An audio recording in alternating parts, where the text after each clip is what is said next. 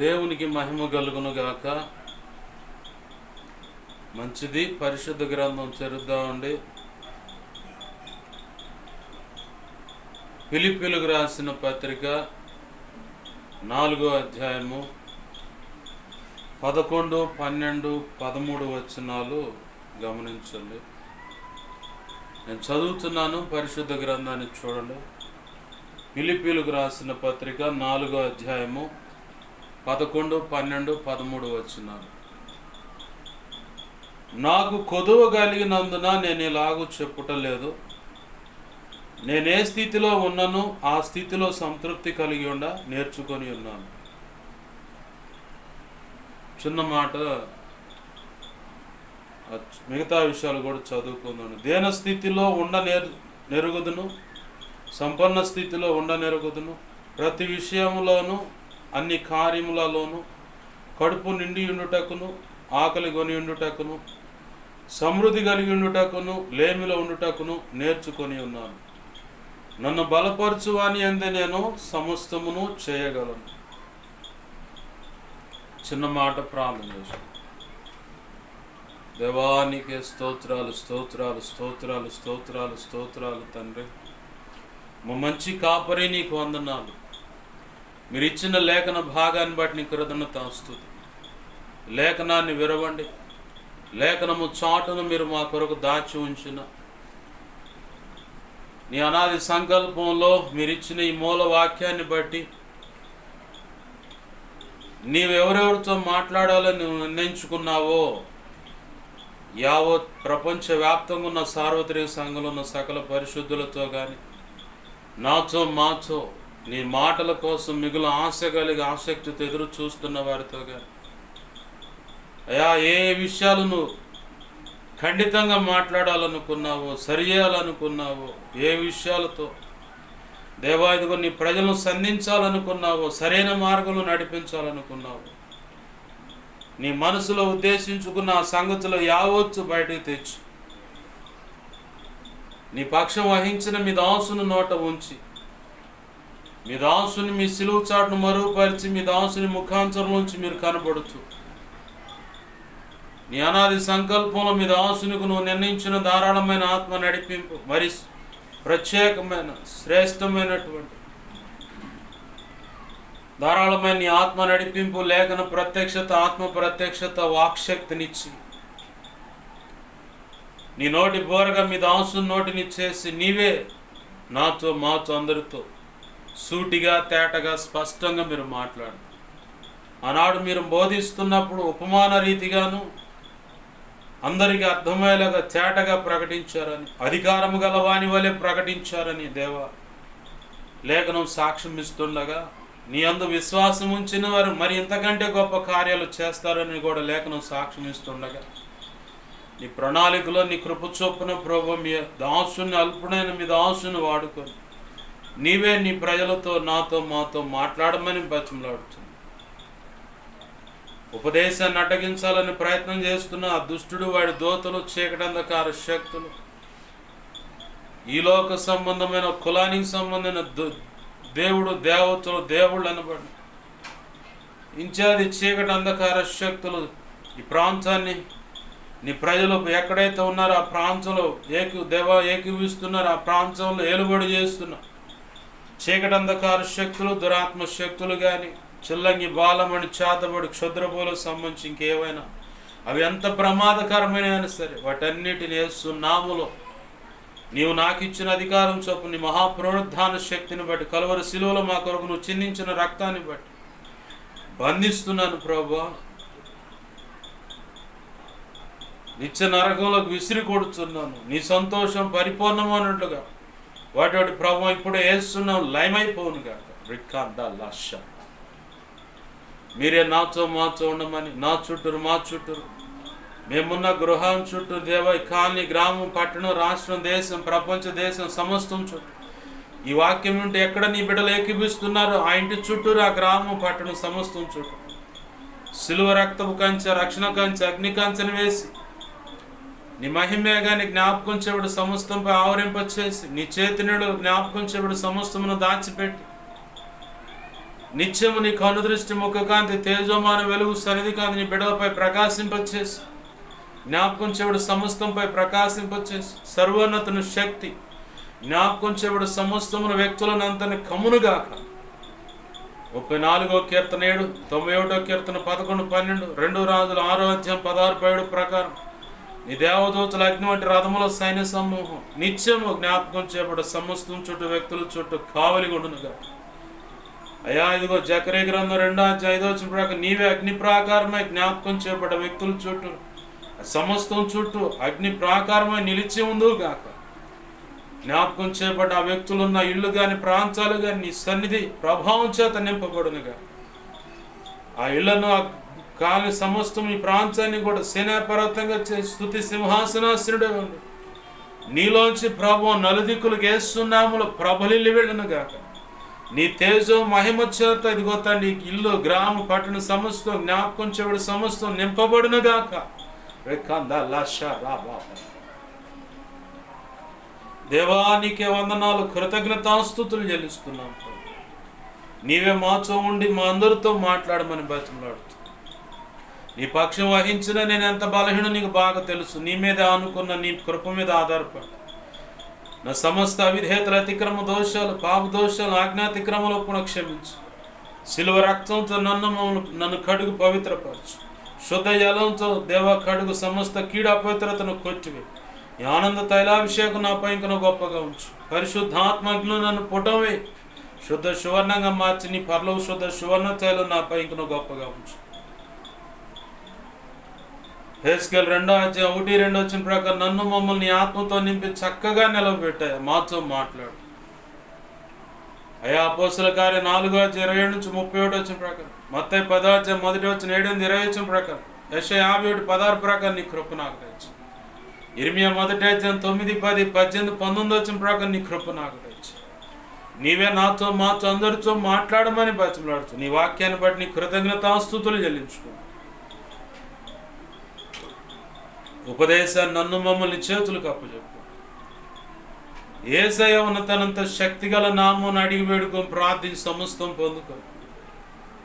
ఈ కృతజ్ఞతాస్తుతులు చెల్లించి నన్ను మమ్మల్ని చేతులకు అప్పచెప్పుకుంటున్నాం మా తండ్రి.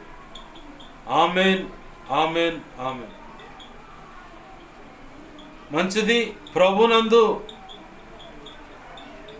సమకూడిన నా ఈ మాటలు వింటున్నా, ఇక ముందు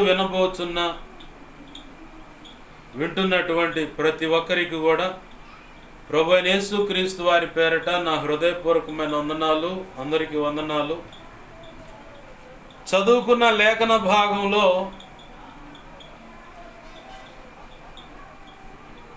పౌలు భక్తుడు చెప్తున్న మాట, నాకేదో కొదువై ఉన్నదని చెప్పని, నాకేదో కొదువు కలిగినందున నేను ఇలాగూ చెప్పుట లేదు. ఎవరితో చెప్తున్నాడు ఆ మాట అంటే సంఘంతో చెప్తా ఉన్నాడు. సంఘంతో తన యొక్క వ్యక్తిగత అనుభవాన్ని జోడిస్తా సంఘ బిడ్డల యొక్క బాధ్యతను గుర్తు చేస్తా ఉన్నాడు. ఆమేన్, హల్లెలూయా. ఏంటయ్యా బాధ్యతలు గుర్తు చేస్తున్న సంగతులు ఏంటైనా మనం ఒకసారి పరిశీలన చేస్తే, నాకేదో కొదువై ఉన్నదని చెప్పని మీకు ఈ సంగతులు చెప్పట్లేదు అంటున్నాడు. కొదువై ఉన్నదని చెప్పానంటే అక్కడ ఏదో అవసరం ఉన్నది. మెట్టుకు సంఘం యొక్క బాధ్యత ఏంటంటే దీనులైన వారు, కడుబేదలైన వారు, ఆకలి దప్పులతో అలమటిస్తున్న వారు సంఘంలోనే చాలా మంది ఉంటారు. కొంతమంది పైకి చెప్పుకోలేరు ఆ సంగతి. పైకి చెప్పుకుంటే క్రీస్తు రక్తంలో కడగబడినటువంటి వ్యక్తులే, ఆడవాళ్ళైనా మగవాళ్ళైనా, వీళ్ళు ప్రారంభంలో భక్తిలో ఉన్న రోషాన్ని బట్టి చాలా విలువైన మాటలు మాట్లాడుతూ ఉంటారు. కలిమిలో అయినా సరే, లేమిలో అయినా సరే, ఇరుకైనా సరే, ఇబ్బంది అయినా సరే, రోగమైనా, రొప్పైనా, ఇంచాది ఏ కారణమైనా సరే, బాయ్ అమ్మాయి ఇలా చేయాల భక్తి రోషంగా. ఏది ఊరకూరకనే కదిలిపోతా ఉంటారు. కొంతమంది వారికి తెలియకుండానే ఎదుటి వ్యక్తులను విమర్శిస్తున్నారని, వారికి తెలియకుండానే ఎదుటి వ్యక్తులను తృణీకరిస్తున్నారన్న సంగతి మర్చిపోతారు ఈ మాటల్లో. ప్రభు ఖచ్చితంగా వారి హృదయాన్ని బట్టి స్పందిస్తూ ఉంటాడు. నోటి మాట ఓకే, నోటి మాటను బట్టి కూడా కదులుతాడు. ఆయన ఏదైనా చర్య తీసుకోవడానికి కూడా అవకాశం ఉంది. నోటి మాటను బట్టి, నోటి మాట కంటే ముఖ్యంగా విలువైనది ఏంటంటే హృదయాన్ని బట్టి ప్రభు ఆయన కదలికలు, ఆయన చర్య తీసుకోవటం కానీ, లేదంటే జోక్యం చేసుకొని ఒక దెబ్బ కొడటమైనా, ఒక నష్టం చూపించటమైనా, ఒక రోగం అనుమతించటమైనా, ఒక వ్యక్తిని మొచ్చటం అంటే ఇక రోగాన్ని పడతాడు, రోగాన్ని పడి మంచాన్ని బట్టి కాయలా పడి ఇక చివరికి శుభుది గల అబిగయలు భర్త గనక తాగిన మొచ్చు దిగిన తర్వాత దావీదు విషయంలో ఇది సంగతి అని చెబుతుంది ఆ తల్లి. ఆ భయానికి అతను బిర్రుగా బిగుసుకుపోయిన గడగడ వణుకుతా మంచం పడుతాడు. ఆ క్రమంలోనే దేవుడు అతన్ని మొచ్చుతాడు తన హస్తముతో. మొచ్చినప్పుడు బిర్రుగా బిగుసుకొని గుండె పగిలి చస్తాడు అనే రాసి ఉంటుంది అక్కడ.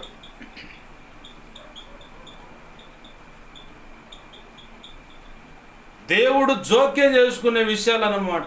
ఒక వ్యక్తిని శిక్షించడానికి ఇంకేదైనా సరే మొట్టమొదటిగా ప్రభు చూసేది ఏంటిదంటే నీ హృదయాన్ని చూస్తాడు, తర్వాత నీ నోటి మాటను చూస్తాడు, ఆ తర్వాత నీ యొక్క చర్యలు, నడక, క్రియలు అన్నా, నడవడిక అన్నా, క్రియలు అన్నా, పద్ధతులన్నా అన్ని పర్యాయ పదాలు.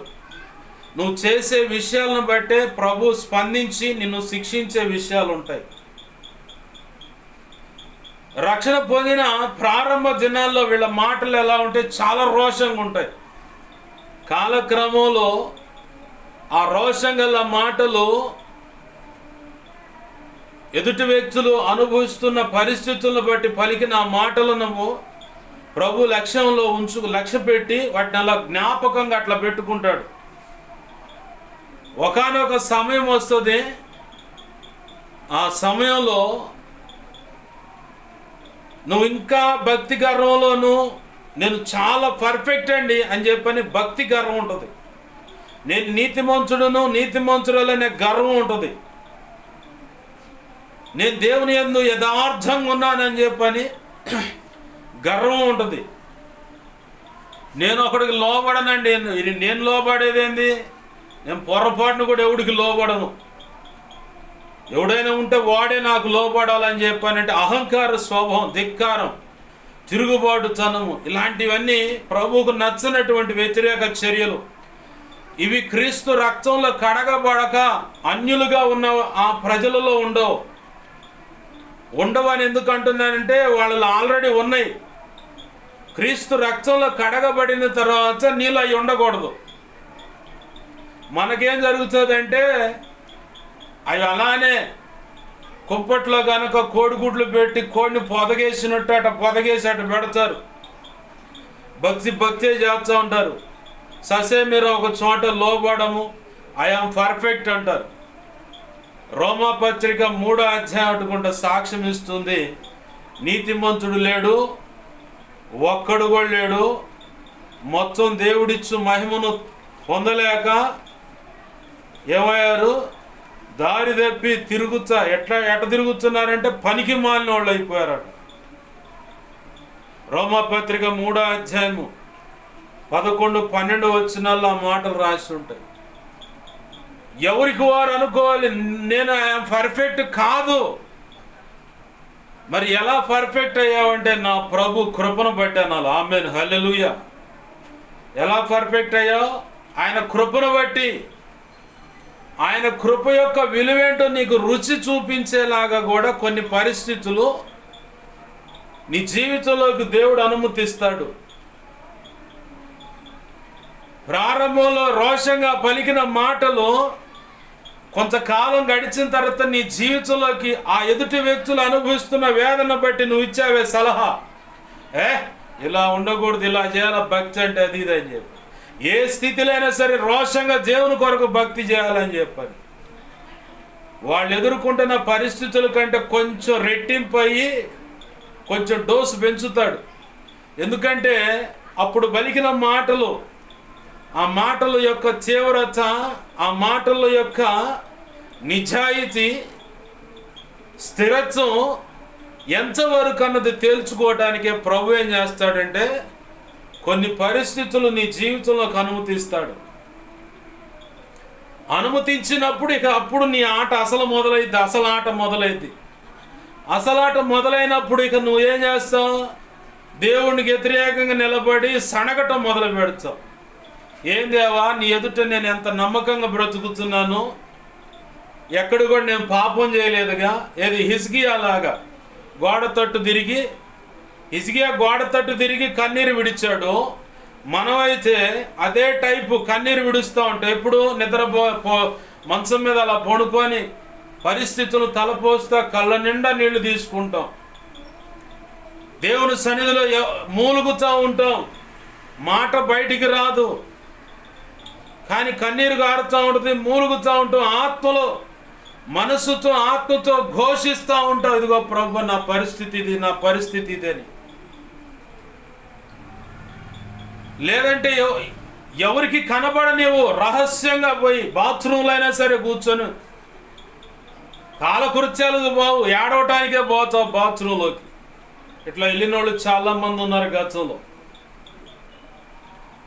ఎందుకు ప్రభు ఆ పరిస్థితులు అనుమతిస్తాడంటే ఆయన కృప యొక్క విలువ నీకు తెలియాలని. ప్రారంభంలో నువ్వు పలికిన రోషం కలిగిన మాటల యొక్క తీవ్రత, నిన్ను నీ మీద నువ్వు ఆధారపడి నీ జ్ఞానాన్ని బట్టి, నీ తెలివితేటలను బట్టి, నీ శక్తిని బట్టి, సొంత అభిప్రాయాన్ని బట్టి నువ్వు పలికిన మాటలు వ్యర్థమని నిరూపించటానికి. వ్యర్థమని ఎలా చెప్పగలరంటే ఇప్పుడు నీకు అనుమతించబడిన పరిస్థితులే నీకే తేట తెల్లమవుతున్నాయి. ఆనాడు నేను పలికిన మాటలు వ్యర్థమేనని, ఏ వ్యక్తి జీవితంలో ఏదో ఒక పరిస్థితిని బట్టి తడబాటులు ఉంటాయి, తప్పులు ఉంటాయి, సరైన రీతిలో నడవటం చేత కాదు. సర్వసంపూర్ణ సత్యం నాకు తెలిసింది కాబట్టి సలహా ఇచ్చి సరైన మాట అందించి ప్రభు యొక్క సత్య మార్గంలో నడిపించాలన్న గ్రహింపు నీ జీవితంలోకి ఆ పరిస్థితులు ఎదురైతేనే అర్థమవుతాయి. అప్పుడు దాకా నీకు అర్థం కావు. గలతీ పత్రిక 6వ అధ్యాయంలో అట్టుకుంటూ మాట ఉంది, తొట్టిల్లిన వారిని చూసి లేదా బలహీన పడిన వారిని చూసి నువ్వు తొందరపడి నోరు జారమాక.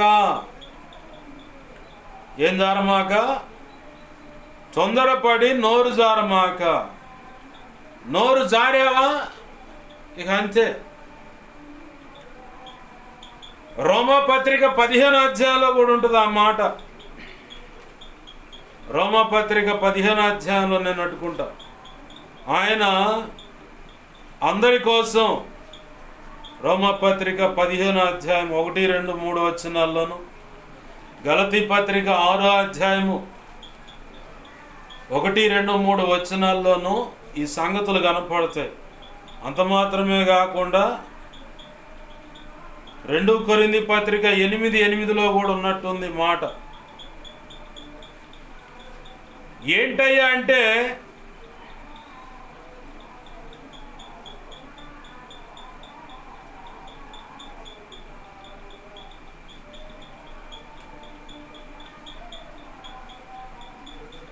ఎవరైతే బలహీనపడి ఉంటారో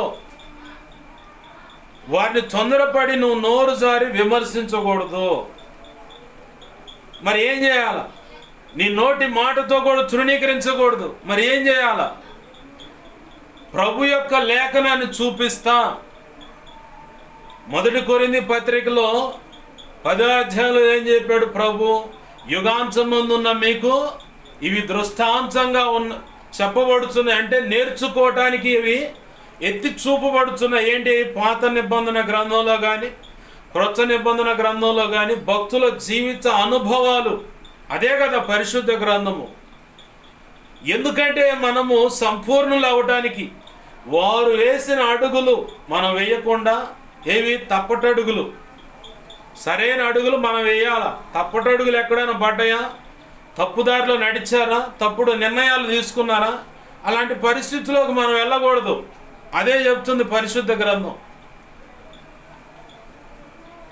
లోతు ఆ కొండకెళ్ళు అన్నాడు లోతుతో దేవుడు.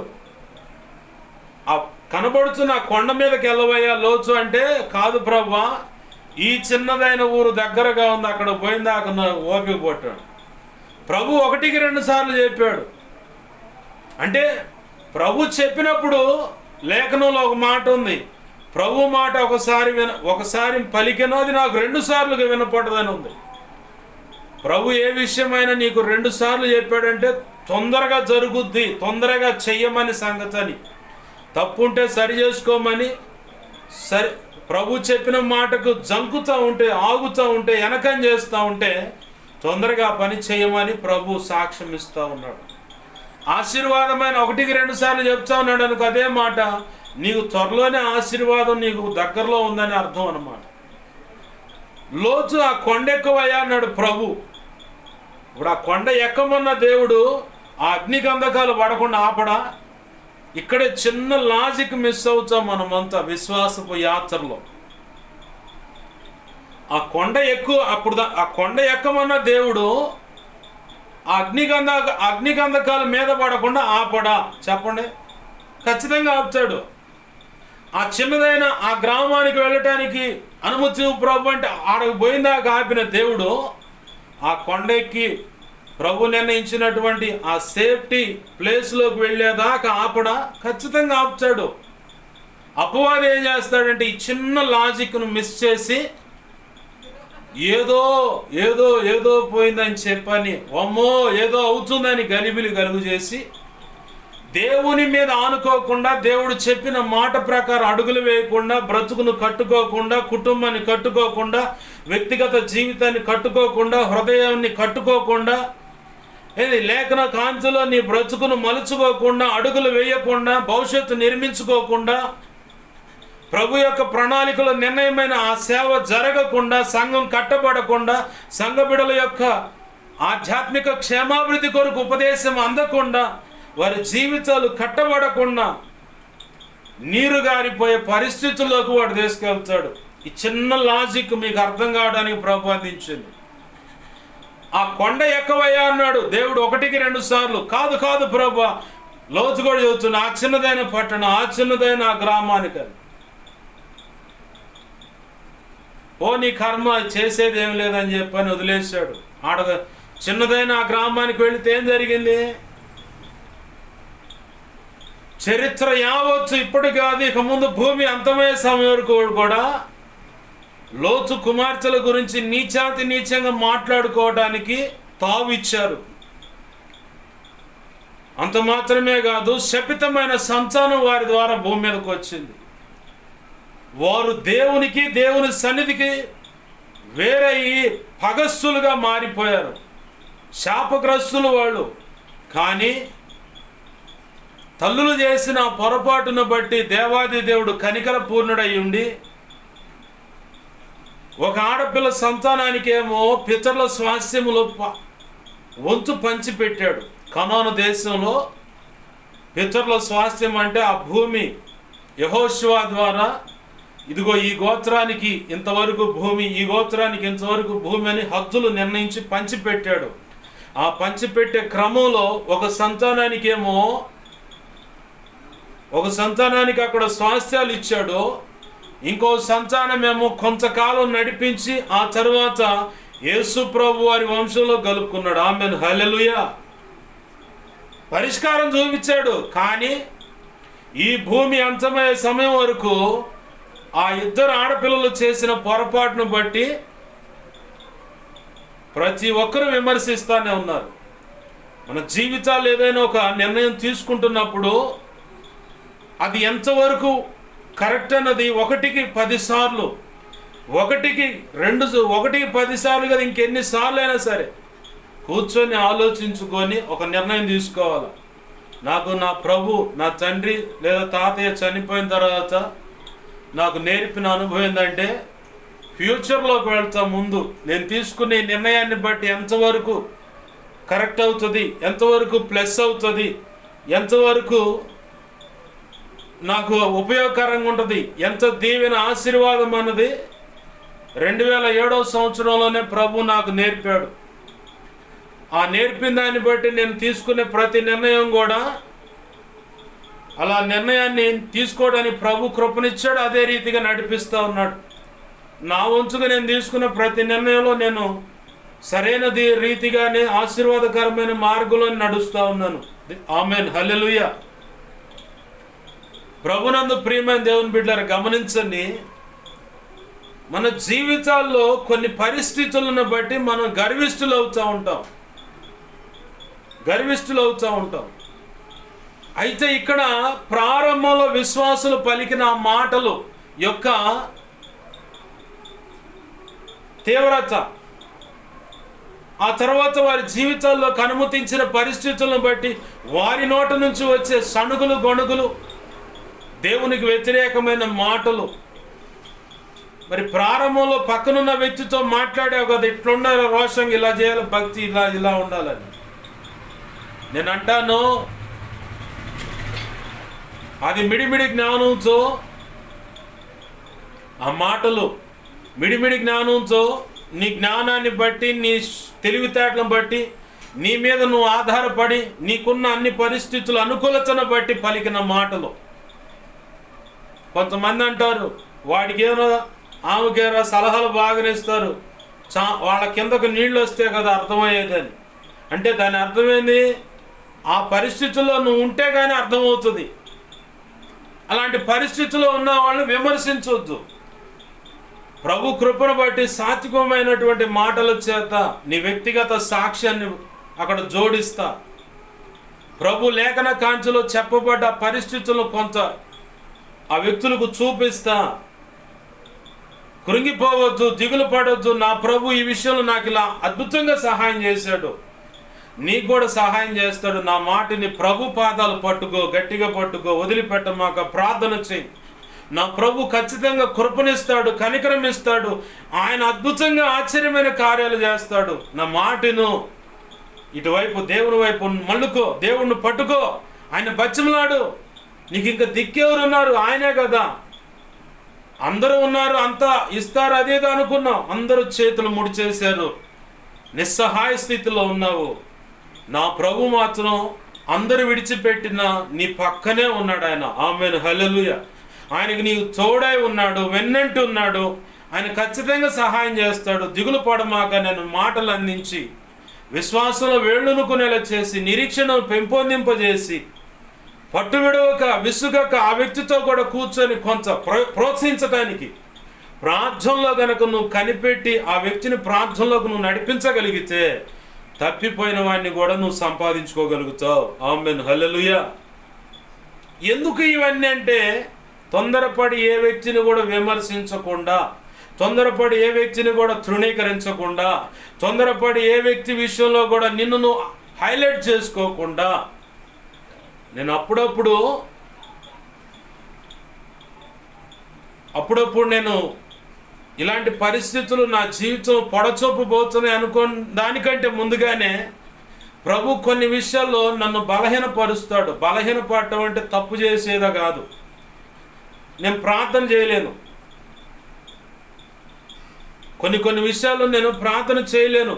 చప్పగా అలానే పడుకుంటాయిగా, గ్యాస్ బాగా పట్టేసినట్టుగాను, నీరసంగా ఉన్నట్టుగాను ఎంత పడుకుంటా. ఒక తప్పుడు నడుము వెన్నుపూస నొప్పి భయంకరంగా వచ్చుద్ది. ఒక్కో సమయంలో వాక్యం కూడా చదవను, ప్రార్థన కూడా చేయలేను. అప్పుడు దేవుణ్ణి అడుగుతాను నేను, ప్రభువా, అపవాది వాడి దూతల దాడిని బట్టి ఇలా అవుతుందా నాకు? లేకపోతే నాకు చాలామంది చుట్టాలు ఉన్నారు, దురాత్మలు, అంధకార శక్తులు, మాంత్రిక ప్రయోగాలు చేసే మాంత్రికులు. వీళ్ళ వల్ల ఒకవేళ ఈ బలహీనత అవుతుందా? విగ్రహాల ముందు కూర్చొని పూజలు చేసే మంచోళ్ళు ఉన్నారు, వీళ్ళని బట్టి ఇలా అవుతుందా? లేకపోతే ఈ అల్పుణ్ణి వాడుకొని నువ్వు జరిగించిన అందించిన మాట, జరిగించిన పనిని బట్టి, లేదా పాటల పరిచయను బట్టి, నీ నామం ఘనపరచబట్టాన్ని నేను వినిన దాన్ని బట్టి నేను అతిశయించకుండా ఒకవేళ నన్ను ఇలా నలగగొడుతున్నావంటే, ప్రభు ఏ కారణాన్ని బట్టి నేను నలగొట్టబడుతున్నానో అది నాకు చెప్పేవాడు. ఖచ్చితంగా నేను అడుగుతాను నేను దేవుణ్ణి. గత ఆదివారము నూతకి ప్రాంతంలోకి వెళ్ళి ఒక కుటుంబాన్ని కౌన్సిలింగ్ ఇచ్చాను, ప్రార్థన డెలివరెన్స్ ప్రేయర్స్ చేసి వాళ్ళకి వాక్యం అందించాను. ఆ తర్వాత నెక్స్ట్ చదలవాడ వెళ్ళాను, అక్కడ రొట్టె విరుచు కార్యక్రమం జరిగించి వాళ్ళకి వాక్యం అందించాను.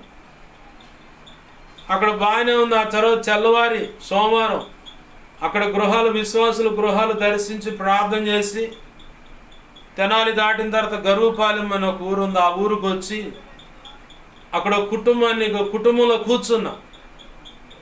అక్కడ కొంతమంది గతంలో ప్రేయర్ చేశాను, వాళ్ళని దర్శిద్దామని. అక్కడ క్యాన్సర్ పేషెంట్ ఉన్నాడు, ఆ బిడ్డ కోసమని వెళితే ఆ అబ్బాయి మెడికల్ టెస్ట్ కోసం అని చెప్పని, కీమో ఉందని చెప్పని వెళ్ళారని కబురు అందింది. సరే ఇక బయలుదేరదామని కూర్చుంటే వాళ్ళు కూర్చోబెట్టారు. కూర్చోబెట్టి అక్కడ ఒక యవనస్తుడు అన్యుల్లో నుంచి, తండ్రి చిన్నప్పుడు అంటే నేను ఎలా అయితే నాకంటే ఇంకా చిన్న వయసు అన్నమాట, 15 సంవత్సరాల వయసు కాలంలో తండ్రిని కోల్పోయాడు, ఒక్కడే కొడుకు. ఆ అబ్బాయికి ఈ మధ్యకాలంలో ప్రభు రాసి రిలీజ్ చేసినటువంటి పాట నా స్థితి నా పరిస్థితి అనే పాట బాగా నచ్చింది. ఇక మేము డైలీ ఆ పల్లె మొత్తం, ఆ ఊరు మొత్తం మారు మోగుతుంది. ఎక్కడ కూటం పెట్టిన ఆ పాట మారు మోగిపోతుంది. ఆ పాట చాలా అద్భుతంగా ఉంది, మేము చాలా ఆదరించబడుతున్నాం. అసలు ఈ పాస్టర్ గారు ఎవరు అంటే, నేను దేవుని చిత్తం చూపిస్తాలే అన్నంట అతను, అక్కడున్న వ్యక్తి. నేను వెళ్ళా, భలే వచ్చేవాళ్ళుడు, నువ్వు పలానా పిల్లగాడు ఇలా అడుగుతున్నాడంటే సరే నువ్వు కబురు పెడుతూ వచ్చాడు. ఇక నన్ను చూసి ఆ పిల్లగాడికి సంతోషం ఇక కట్టలు తెంచుకుంది. ఇక కూర్చున్నారు. ఇక ప్రార్థన ఎలా చేయాలి, అసలు ప్రార్థన అంటే ఏంది, పరిశుద్ధాత్మ మీదికి రావటం ఏంది, నింపబడటం ఏంది, పరిశుద్ధాత్మ శక్తి యొక్క లక్షణాలు ఏంటి, వీటి విషయంలో ఇక కౌన్సిలింగ్ మొదలైంది. అవన్నీ చెప్తా ఉన్నాను. అక్కడున్న బిడ్డలు ఇచ్చిన సాక్ష్యం ఏంటంటే, ఇట్లా ప్రారంభంలో ఉన్నటువంటి ఆ ప్రారంభమే చాలా బాగుంది. ఆ పాట మమ్మల్ని బాగా ఆదరిస్తూ ఉంది. ఇప్పుడు ఎక్కడ కూటం పెట్టినా, ఏ వీధి కూటం, ఆడ గృహ కూటాలు జరుగుతూ ఉంటాయి ఆ ఊళ్ళో, వీళ్ళే సౌండ్ సిస్టమ్ ఆపరేటింగ్. సంఘక్రమంలో పాట మారుమోగుతూ ఉంది, వీధి కూటాల్లో కూడా పాట పెట్టి మరి ఆ పాట వింటూ ఉన్నారు. నేను ప్రభును చాలా మహిమపరిచా. అసలు ఎవరైనా వింటున్నారో లేదో, ఆ పాట నేను రాసించాడు ప్రభు, సిద్ధపరిచిలా రిలీజ్ అయింది, అసలు వింటున్నారో లేదో అని చెప్పని అనుకున్నా. ఓ ప్రాంతమే ఆ పాటను మారుమోగేలాగా ప్రభు చేశాడు. ఆమేన్, హల్లెలూయా. అప్పుడు నేను ప్రభుని అడిగినప్పుడు, ప్రభు నాకు కొంచెం బాగా అలసటగా ఉంది. అలసటగా ఉన్నప్పుడు ప్రభుని అడిగి, నాకు ఎందుకు ప్రభు ఇలాంటి అలసట మీదకి ఇలా తెస్తున్నావు అంటే, నువ్వు విన్న సాక్ష్యాన్ని బట్టి అతిశయించకుండా ఉండటానికి ఈ బలహీనత అన్నాడు. దేవునికి మహిమ కలుగునుగా. హల్లెలూయా. నేను అప్పుడు సంతోషించా, ఎందుకంటే ఆయనే నలగొడుచున్నప్పుడు నాకు ఇంకా అనారోగ్య కారణం ఏముంది. ప్రభు చేతిలో పడినవాడు ధన్యుడు. పౌలు భక్తుడు ముమ్మారు బతిమలాడాడు, అయ్యా ఈ నడుము నొప్పి తీసే అని. ప్రభు అన్నాడు, దాని గురించి అడగమాక, నా కృప నీకు చాలు అన్నాడు. ఆమేన్, హల్లెలూయా. ప్రభువే నిన్ను నలగగొడుతున్నాడు అనుకో, ప్రభువే నీకు అనారోగ్య కారణాన్ని అనుమతించాడు అనుకో, నువ్వు అతిశయించాలా, ఇంకా గొప్పగా మయంపరచాలి. ఎందుకంటే ఇంకే రోగం రాకుండా ఈ పరిస్థితుల్లోనే ప్రభు తీసుకెళ్తా ఉన్నాడు. ఆమేన్, హల్లెలూయా. వాస్తవం ఇది. కావాలంటే టెస్ట్ చేసి చూసుకోండి. ఇంకేదైనా కొత్త రాగాలు వస్తున్నాయి నీకు, నా ప్రభు తీసుకుని, ఎందుకంటే అనుమతించేది ఎందుకంటే నువ్వు అతిశయించకుండా ఉండటానికి. నువ్వు అతిశయించావు అనుకో, లూసిఫర్ గాడికి తాతము అవుతూ, అంటే నువ్వే హెడ్ అవుతూ వాడు చరవుతుంటాడు. అంత ప్రమాదకరమైన పరిస్థితులు అన్నమాట. కాబట్టే కొన్ని విషయాల్లో ప్రభు కావాలని అనుమతించి నిన్ను నలుపుతాడు. ప్రభు నిన్ను నలిపాడంటే, ప్రభు నీకు అనారోగ్య కారణం అనుమతించాడంటే, ప్రభు ఆర్థిక ఇబ్బందులు అనుమతించాడంటే, ఒకవేళ స్థిరాస్తులు ఇళ్ళు కొన్ని కారణాలను బట్టి అప్పులను బట్టి కొన్ని ఇళ్ళు అమ్ముకుంటారు, కొన్ని స్థలాలు అమ్ముకుంటారు. అది కూడా నీకు మేలే. అవి ఉన్నా కానించి వాటి మీదే మనసు ఉంటుంది. ఇప్పుడు నేను టాటా ఏసీ, గతంలో నాకు టాటా ఏసీ టాలీ ఉండేది. ప్రభు ఎప్పుడైతే సేవకు రమ్మన్నాడో ఓ దైవజనుడు సాక్ష్యం నేను విన్నాను అంతకు ముందు. జాకీర్ అని ఒక దైవజనుడు ఇదే కాలనీలో కొంతమంది విశ్వాసుల దగ్గర ముస్లిం సంబంధించిన సమాజానికి సంబంధించిన వ్యక్తి దేవుడు దర్శించాడు, రక్షించాడు. సేవ చేయాలని తపనతో ఏడుస్తూ ఉన్నాడు. ఇక్కడున్న స్థానికంగా విశ్వాసుల మధ్యలోనే పెరుగుతూ ఉన్నాడు. ప్రభు చదువుకున్న వ్యక్తే. ప్రభు మాత్రం సేవకు రమ్మంటున్నాడు. సేవ చేయాలంటే తనున్న సభ్య సమాజం, ఆ ముస్లిం సమాజం వ్యతిరేకిస్తుంది. చాలా ఎంతంటే కులంలోంచి వెలివేసే పరిస్థితి అన్నమాట. కానీ ప్రభు కృపను బట్టి ఆ వ్యక్తి ప్రభు సేవకు సిద్ధపడి ఒకరోజు దేవుడు దర్శించి విజయవాడ వెళ్ళు అన్నాడు.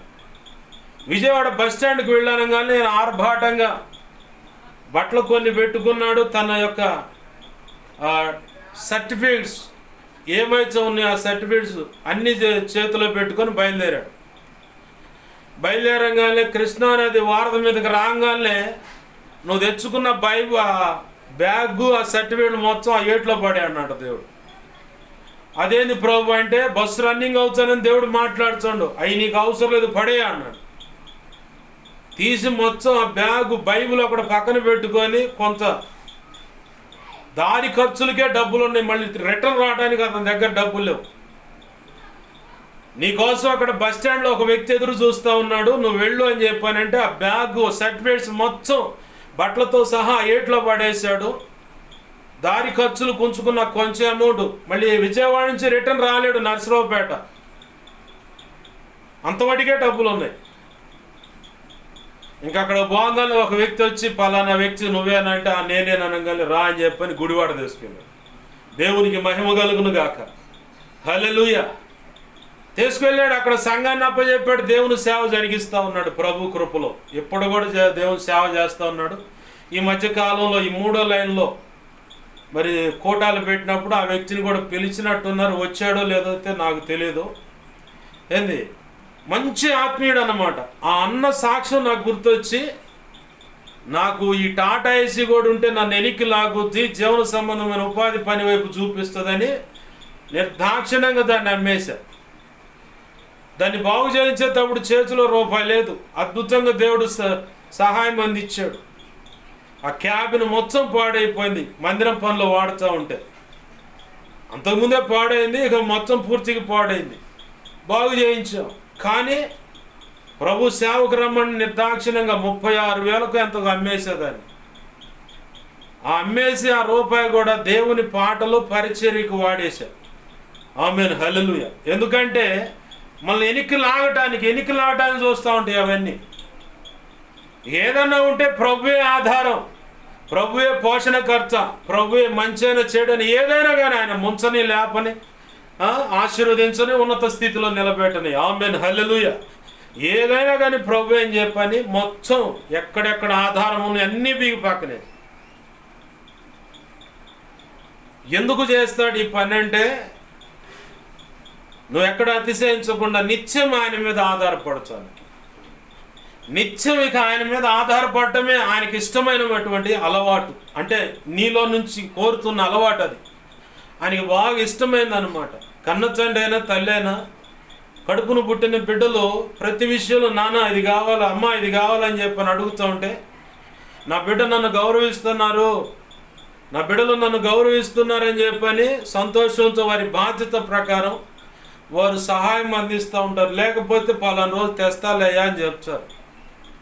మరి ఈ తల్లి తండ్రికి ఇంత బాధ్యతను ప్రభు పెడితే మరి వీళ్ళందరికన్నా తండ్రి అయినటువంటి నజరేయుడైన యేసు క్రీస్తు ప్రభు వారు, ఆమేన్ హల్లెలూయా, మరి ఇంకా నీ విషయంలో ఇంకెంత శ్రద్ధ, చొరవ కలిగి, ఆసక్తి కలిగి కావలసిన ప్రతిదీ సిద్ధపరిచే ఉన్నాడు కదా.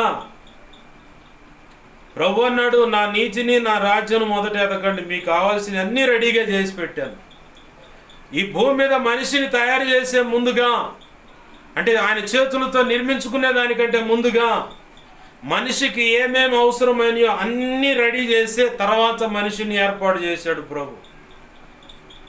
నీ శరీరానికి, నీ ఆరోగ్యానికి అనుకూలంగానేటువంటి 3 రకాల వాతావరణాన్ని ప్రభు ఈ భూమి మీద ఏర్పాటు చేశాడు. చలికాలము, ఎండాకాలము, వర్షాకాలము. ఈ 3 కాలాలు నీ ఆరోగ్యానికి, నీ శరీరానికి అన్ని విషయాల్లో క్షేమదాయకంగా ఉన్నాయి. ఆమేన్ హల్లెలూయా. అవే గనక లేకపోతే అచ్చంగా చలిలో ఉంటే వాళ్ళు కనుక స్వెటర్లు కప్పుకొని పాలిపోయేట్టు కనపడచ్చు.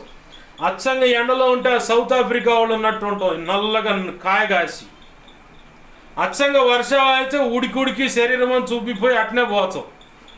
కాబట్టి 3 కాలాలు 4 నెలలు, అంటే 3 నాళ్ళు 12 నెలలు నీ ఆరోగ్యానికి, నీ శరీరానికి అనుకూలమైనటువంటి వాతావరణాన్ని ప్రభు ముందుగానే ఏర్పాటు చేశాడు. నాకు ఇంకేదో లేదు, ఇంకేదో కావట్లేదు, ఇంకేదో లేదని ఎందుకు దిగులు పడుతున్నావు? పేతురు అన్నాడు, మనకున్న దాంతో సంతృప్తికి బతకండి. పౌలు కూడా అన్నాడు, ఉన్న దాంట్లో సంతృప్తికి బతకండి. ఎందుకంటే ఈ గుడారం ఒకరోజు విడిచిపెట్టేదే. గుడారం అంటే దేహం. కాబట్టి అబ్రహాము ఎక్కడికి పోయినా గుడారం వేశాడు. 4-5 స్టేర్లు, ఫ్లాట్లు, అపార్ట్మెంట్లు కట్టాల. ఉన్న భూములన్నీ ఎక్కడెక్కడన్నీ ఆక్రమించుకొని దొమ్మిగా స్వాస్థ్యం అని చెప్పుకోలా. బంగారం నగలు దిగేసుకొని నేను ధనవంతుడని చెప్పుకోలా. ఆ ప్రాంతంలో ఉన్న ప్రజలు అబ్రహాం గురించి చెప్పారు, మా మధ్య నువ్వు మహారాజు అయి ఉన్నావయ్యా. ఆమేన్ హల్లెలూయా. అంటే ఒక మహారాజుకున్న సైన్యము, ప్రజలు, ధనము, కీర్తి ప్రఖ్యాతలు, ధన ఘనతలు అన్నీ ఉన్నాయి ఆయనకి. కానీ గుడారంలోనే ఉంది. గుడారంలోనే ఉంది. అబ్రహాం బ్రతికినంత కాలము గుడారం గుడారం గుడారం ఒకసారి వేసుకునేవాడు. ఎమ్మడిని బలిపీఠం కట్టుకున్నాడు. ప్రభువా నీకు వందనాలు, ఈ స్థలానికి తెచ్చినందుకు నీ స్తోత్రాలని మొరపెడుతూ ఉన్నాడు. అబ్రహాం చేసినంత ఎక్కడో పోయినా గుడారం వేయటం, బలిపీఠం కట్టడం, ప్రభుతో సహవాసం. నీవు కూడా అదే క్రమంలో ఉండాలి. నువ్వు ఆడికన్నా పో, చుట్టాలింటికైనా పో 4 రోజులు ఉండటానికి. అక్కడికి వెళ్ళినా సరే నువ్వు మోకాళ్ళు వేసి ఆ ప్రార్థన అనుభవాన్ని వారికి సాక్ష్యంగా చూపించాల. వాళ్ళు ఏదో అనుకుంటారు, విగ్రహారాధన మనకెందుకులే, లేనిపోయింది ఎవరన్నా అంటే సిగ్గుతో బాగా ఇదవ్వాలండి. అట్లా సిగ్గుపడుతున్నావంటే నిన్ను గురించి కూడా దేవుడు ఒకరోజు సిగ్గుపడతాడు. నేను ఇచ్చాను నా ప్రభు కృపను బట్టి సాక్ష్యం. మా నాయనమ్మను ఎన్ఆర్ఐ హాస్పిటల్లో 40 రోజులే ఉంచాం. వాళ్ళేం స్త్రీల వార్డులో ఉండేవాళ్ళు. మా మేనచ్చ, మా నాయనమ్మ, పెద్ద మేనచ్చ, మా నాయనమ్మ. నేనేం బయట అందరు నడిచే కాంపౌండ్ ఉంటుంది కదా, అందరు నడవటానికి విలాంబరంగా బయట అక్కడ ఒక చాప పెట్టుకొని ఒక దుప్పటి తెచ్చుకొని కప్పుకొని ఆడ వండుకునేవాడిని. రేత్రి పడుకోబోయే ముందు మోకాళ్ళు వేసి నేను చేయాల్సినంత ప్రార్థన చేసుకుంటా, అవకాశం ఉన్నంత వరకు ప్రార్థన చేసుకుంటూ ఉండేవాడు. పొద్దున్నే లేవగానే వాళ్ళంతా బండలు తోడటానికి వచ్చేవాళ్ళు, స్వీపర్లు. మోకాళ్ళు వేసి అట్నే నేను ప్రార్థన చేసుకుంటూ ఉండేవాడు. ఈ తంతంతా చూసిన కొంతమంది వచ్చి మా మేనత్త, మా నాయనమ్మ దగ్గరకు నన్ను వెళ్ళి కనబడుతుంటాగా, ఆడకు వెళ్ళినప్పుడు వాళ్ళని ప్రార్థన చేయమని అడుగుతున్నారంట. ఒరే నువ్వు ఆడ ప్రార్థన చేయటం ఏంది? మేము పాస్టర్ గారు అనుకొని మా దగ్గరకు వచ్చి మమ్మల్ని కూడా ప్రార్థన చేయమన్నారు. నువ్వు ఆ ప్రార్థన ఏందిరా అని చెప్పని మా మేనత్త అంది. వాళ్ళు ఏమన్నా అనుకొని నేను చేయాల్సిన క్రమం నేను చేయాల్సిందే. నా అలవాటు అది. మా అక్క వాళ్ళ ఇంట్లో కూడా రక్షణ పొందిన కొత్తలో ఉన్నా. మోకాళ్ళు వేసి ఇటు పక్క టీవీ మోగుతూ ఉంటుంది, కాళ్ళ కింద కుందేళ్ళు కుక్క పిల్లలు తిరుగుతూ ఉంటాయి, పిల్లలు స్కూల్ కానీ రెడీ అవుతూ ఉంటారు. వాళ్ళ మధ్యలోనే పడి నేను చేయాల్సుకున్న ప్రార్థన నా విషయంలో విసుగొచ్చి వంటగది ఇచ్చారు నాకు. అక్కడ కూడా విసుగొచ్చి చివరికి ప్రభు కృపను బట్టి మేము మళ్ళీ ప్రభు చిత్తంలో ఈ కాలనీలోకి వచ్చి ప్రార్థన చేయడానికి అవకాశం ప్రభు రక్షణలో కొనసాగటానికి, కట్ చేస్తే ఈరోజు సేవ చేయడానికి ప్రభు ఇక్కడే కృపనిచ్చాడు. ఆ తర్వాత అన్ని ప్రాంతాలకు తీసుకువెళ్తూ ఉన్నాడు. ఆయనకే మహిమ కలుగును గాక. ఆమేన్. హల్లెలూయా. నువ్వు ఏ స్థితిలో ఉన్నావో అక్కడ నీ వాళ్ళ ఎదుట, నీ బంధువుల ఎదుట నువ్వు మోకాళ్ళేసి నువ్వు సాక్ష్యం ఇవ్వాలా. సాక్ష్యం ఇచ్చినప్పుడే అన్య అర్పణ అంటే విగ్రహాల ఎదుట అర్పించింది నీ దగ్గరకు తేరు. నా దగ్గర తెమ్మని ఎవరైనా వాళ్ళు నన్ను చూడంగానే, నా పద్ధతులు చూడంగానే ఆ విగ్రహార్పితం వాళ్ళు తినరు, పక్కన పెట్టు అంటారు. ఇదే కాలనీలో బొమ్మలు ఉన్నారు.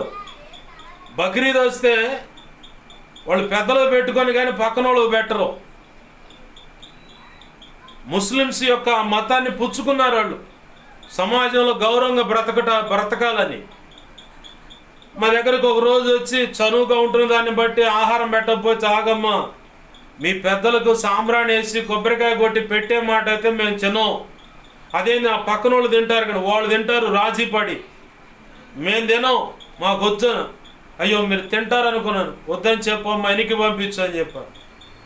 ఆ సంవత్సరం పోయింది. నెక్స్ట్ సంవత్సరం వాళ్ళు పెద్దలో పెట్టుకోవాలని ప్రత్యేకంగా వండుకొని పెట్టుకున్నారు. మిగతా వాళ్ళని ఆహ్వానించడానికి, అయ్యా ఈ సంవత్సరం మేము పెద్దలకు పెట్టలేదు, మీరు వచ్చి భోజనం చేయొచ్చు అంటే చక్కగా వెళ్ళి ఆ బంచ్లో కూర్చొని వాళ్ళతో పాటు భోజనం చేసాం మా ఇంటిల్లో పాది. ఇప్పటికీ వాళ్ళకు గుర్తే. బక్రీద్ రోజున పెద్దలకు అర్పించింది వీళ్ళు తినరు. ఏ ఫంక్షన్లో అయినా సరే ప్రత్యేకంగా మమ్మల్ని పిలుస్తారు, గౌరవిస్తారు, ఆహారం పెడతారు, వాళ్ళతో కలిసి సంతోషిస్తాము.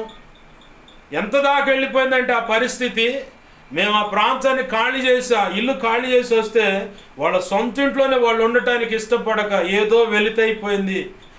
మాకు అసలు మీరు పోయిన తర్వాత ఉండబుద్ధి కాలేదు, అందుకే మేము మా వాళ్ళ మధ్యలో ఇల్లు అద్దెకి తీసుకొని మేము అక్కడ ఉంటున్నాం అన్నారు.